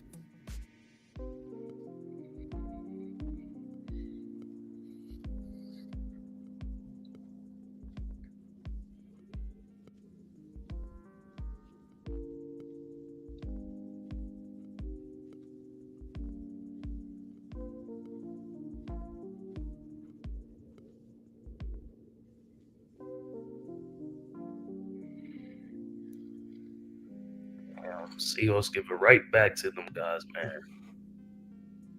All right, Seattle, 3rd and 5. Presumably another handoff to Jacobs here. We'll see what they end up doing. Love in shotgun. And he walks up to the line of scrimmage, communicates with his offensive line. And another timeout taken. Like, they just came out of a timeout. Green Bay takes their final timeout to avoid a delay game penalty. This is crazy, bro.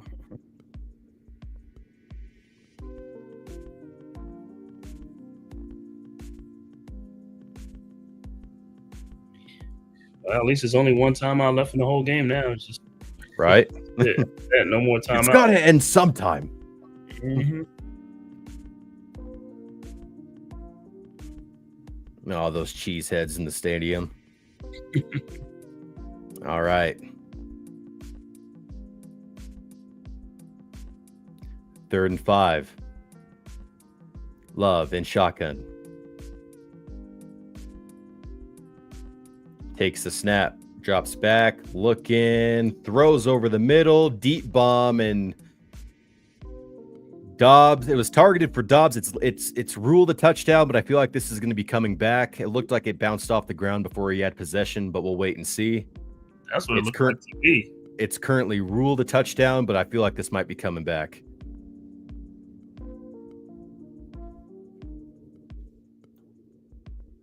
Oh no! Oh no, he didn't. He brought that in. You're right. It's What a hell of a catch! Wow.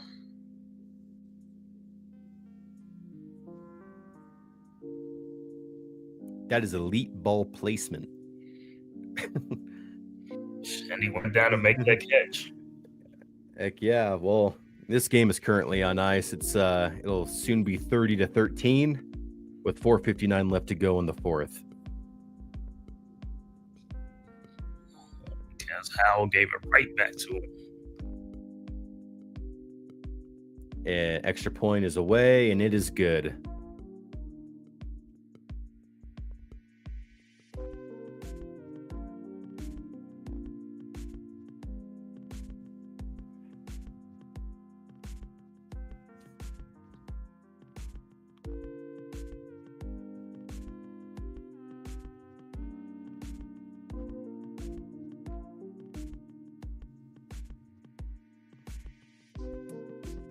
Yeah, this has gotten completely out of reach.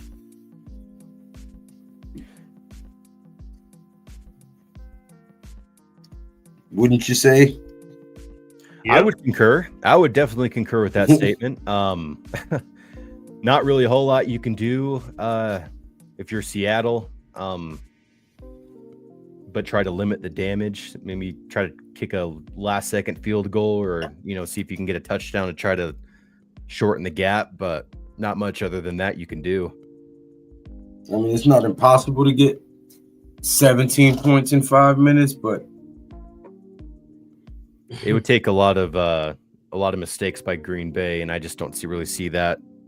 And limiting the mistakes for Sam Howell. Mm-hmm.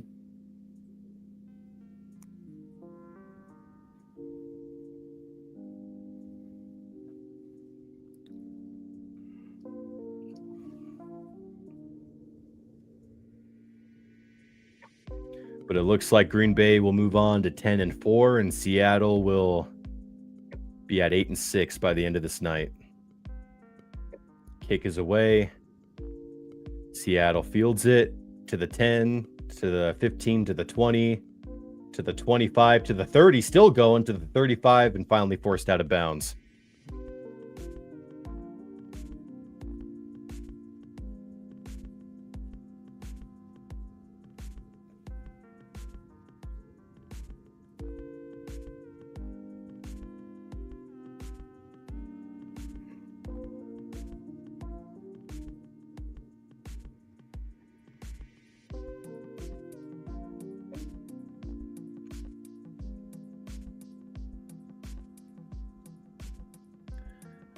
All right, Howell takes the snap, hands off to Charbonnet. Charbonnet up the middle, and he will be stopped for about a 2.5 or 3 yard gain.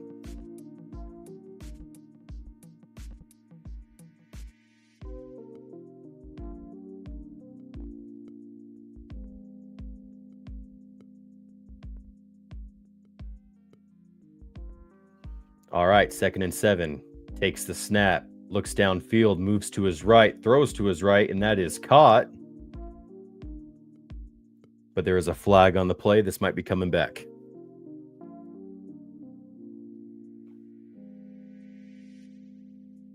Yeah, just making the suffering, just extending the suffering for the Seattle team.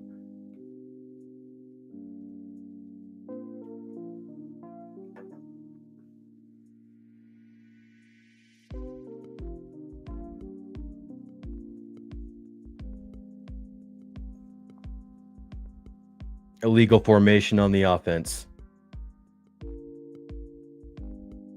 Penalty is declined. It will remain 3rd down.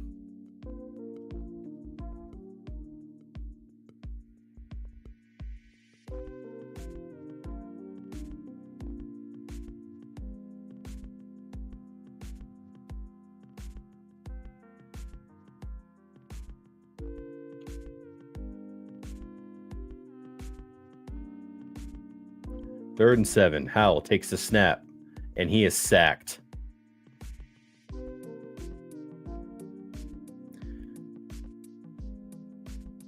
And the clock will still run. 4:10 left to go in the 4th. 4th and, let's see.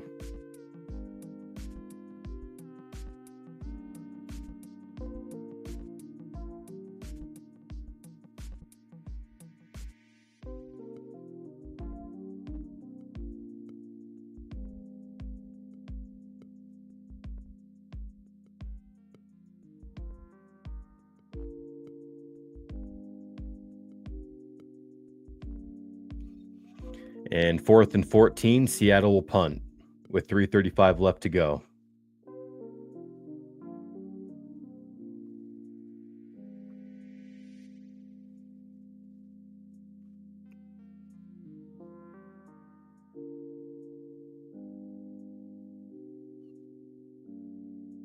And it'll be down around the 15-yard line.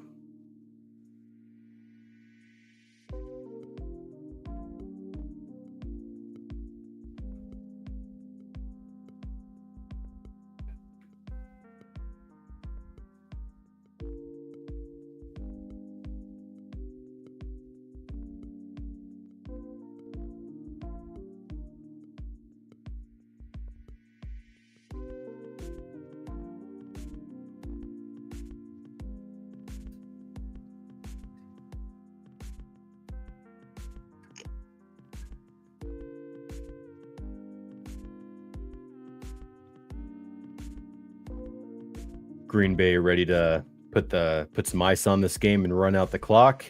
Hands off to the running back, and he will push forward for about 3 yards.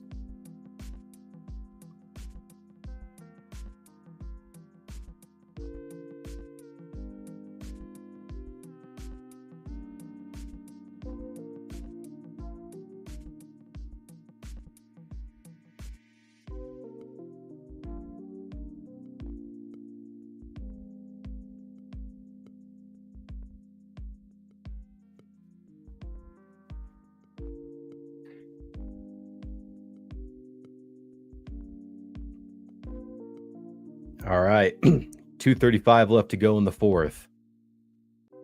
Hands the ball off again, and the running back pushes forward for about 4 yards. It'll be 3rd and 2.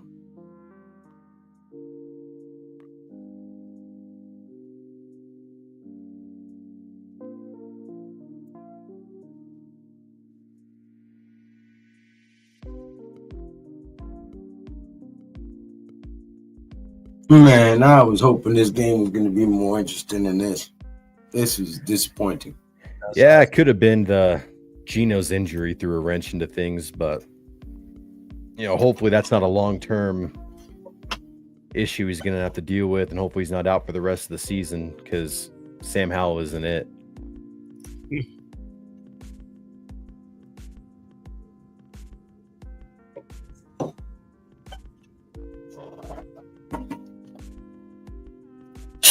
Man Cave, I don't think you was around then, but do you remember when people were telling us that Sam Howell was better than DJ? I wasn't around, but I mean, I'm pretty sure, yeah. everybody's better than DJ, man. That's what everybody say. They be like, he can read a defense, he can do this. Like, yeah, how that's turn out. Sam Howell won't play what? He was in Washington 1 year. I mean, 1 year, right? 1 year. 2 years, wasn't he? It was just one. I think he was a starter for one, but I think he was there for a few years. But I know it's kind of hard to evaluate him here too, because it just doesn't even seem like he has a whole lot of time to operate. He's getting pressured almost immediately. Yeah. To the what?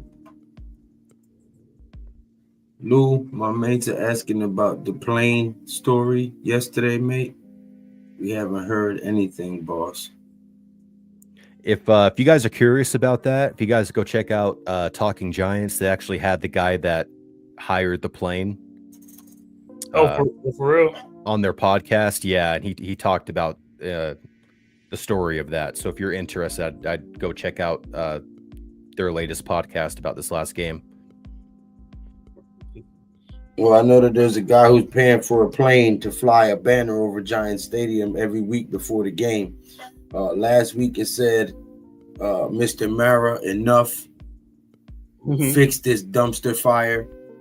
And then this week it said, Mr. Mara, enough. We will continue to do this until you fire everyone. So I'm anxious to see what the banner says next week as it flies over the stadium. Keep flying that thing, man. Yeah, I'm only watching for the planes now. He's only watching for the planes.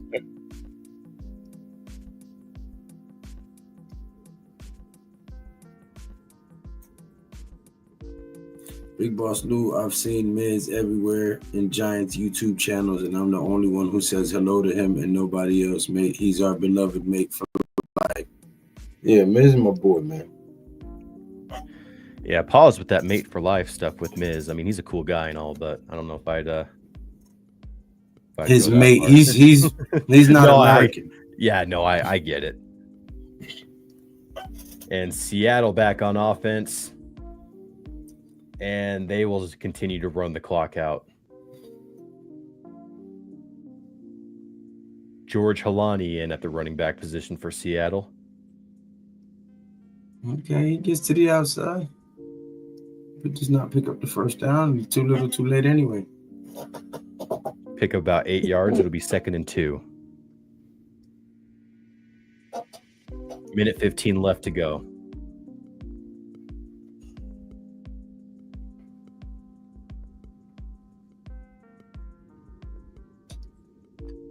Howell takes a snap, hands the ball off, and they push forward to get the first.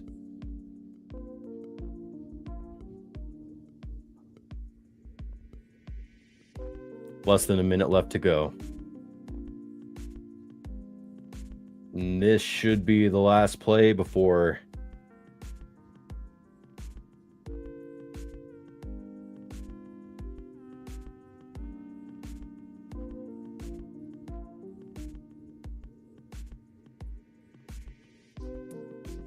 Howell takes a snap, hands the ball off, and that's blown up in the backfield, but it doesn't even matter. Game is over. Packers leave with a double-digit win, and Seattle will go to 8-6.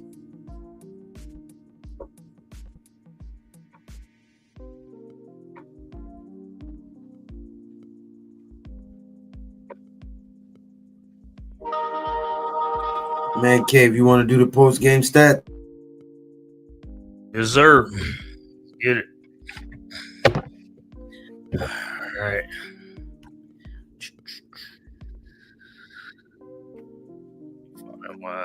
All right, let's hear a word from our sponsor, and we'll be right back with the post-game wrap-up.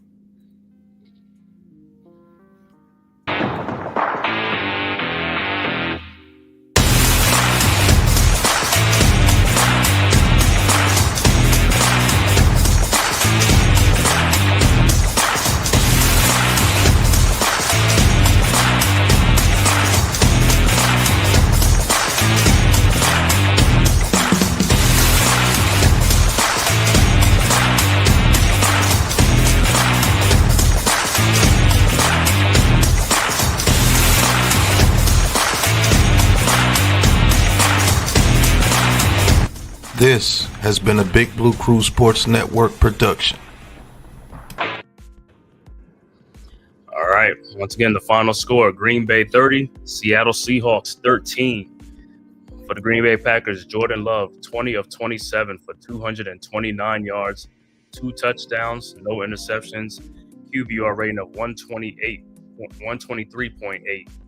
For the Green Bay Russian, 34 rushes for 140 yards and 1 touchdown, led by Josh Jacobs with 26 carries for 94 yards and a touchdown. Jaden Reed, 3 carries for 27 yards. Emmanuel Wilson, 3 carries for 9 yards. For the Green Bay receiving, 20 catches for 229 yards, led by Christian Watson, 3 catches for 56 yards. Josh Jacobs, 4 catches for 42 yards. Romeo Dobbs, 3 catches for 40 yards and 2 touchdowns in the game. Tucker Kraft, 2 catches for 34 yards. And Jaden Reed, 5 catches for 34 yards.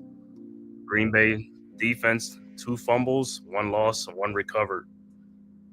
As far as Green Bay tackling, 57 total tackles in the game, led by Edgerrin Cooper with 7, Kingsley and Ngbare with 5, Xavier McKinney with 5, Kajon Nixon with 5, Isaiah McDuffie with 4, Evan Williams with 4, Quay Walker, Eric Stokes with 3, and also Carrington Valentine with 3 tackles.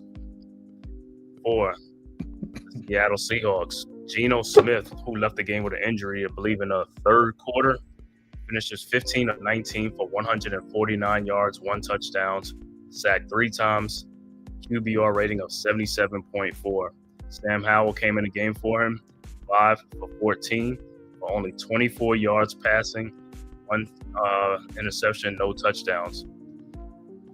For the Seattle rushing, 16 carries for only 80 yards in the game, led by Zach Charbonnet with 8 carries for 54 yards and 1 touchdown. George Halani, 3 carries for 10 yards. Kenny McIntosh, 3 carries for 9 yards. For the Seattle receiving, 20 catches for 173 yards, no touchdowns, led by Jackson Smith and Jigba, 10 catches for 83 yards. DK Metcalf with 3 catches for 28 yards. Tyler Lockett with 1 catch for 22 yards. And Noah Fant, 3 catches for 15 yards. As far as the Seattle defense, 71 total tackles, led by Ernest Jones, the 4th with 9, Kobe Bryant with 8, Julian Love with 7, Leonard Williams with 7, Darren Reed with 7, Tyrese Knight 6, and Draymond Jones with 4. And that is your final stats for the game. Once again, Green Bay Packers win this game 30-13 over the Seattle Seahawks. The Packers go to 10-4 on the season. Seahawks fall to 8-6 on the season. And that is your final stats. All right. Man, I thought it was going to be a better game than that. I guess we got all the excitement we was going to get from Detroit and Buffalo because we damn sure didn't get it from Green Bay and Seattle. But nonetheless, man, thank all of you guys for tuning in, man. Everybody in the chat, everybody who commented, who thumbed up, who subscribed. We greatly appreciate you guys, man. Make sure you hit that subscribe button for the Big Blue Crew Sports Network. Also for Deception and Man Cave, okay? Hit that subscribe button for Miz as well in the midday, man. Subscribe to all these great content creators, man. We got a lot of store for you at the Big Blue Crew Sports Network, man. So stick around, hit that subscribe button, man, and follow us along on this journey, man. You guys got anything you want to say until next time?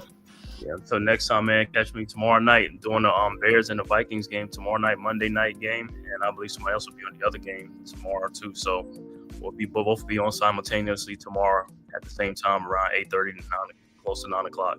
So just be back tomorrow night. That's it. Yeah, just appreciate everybody tuning into the channel. Thank you guys so much.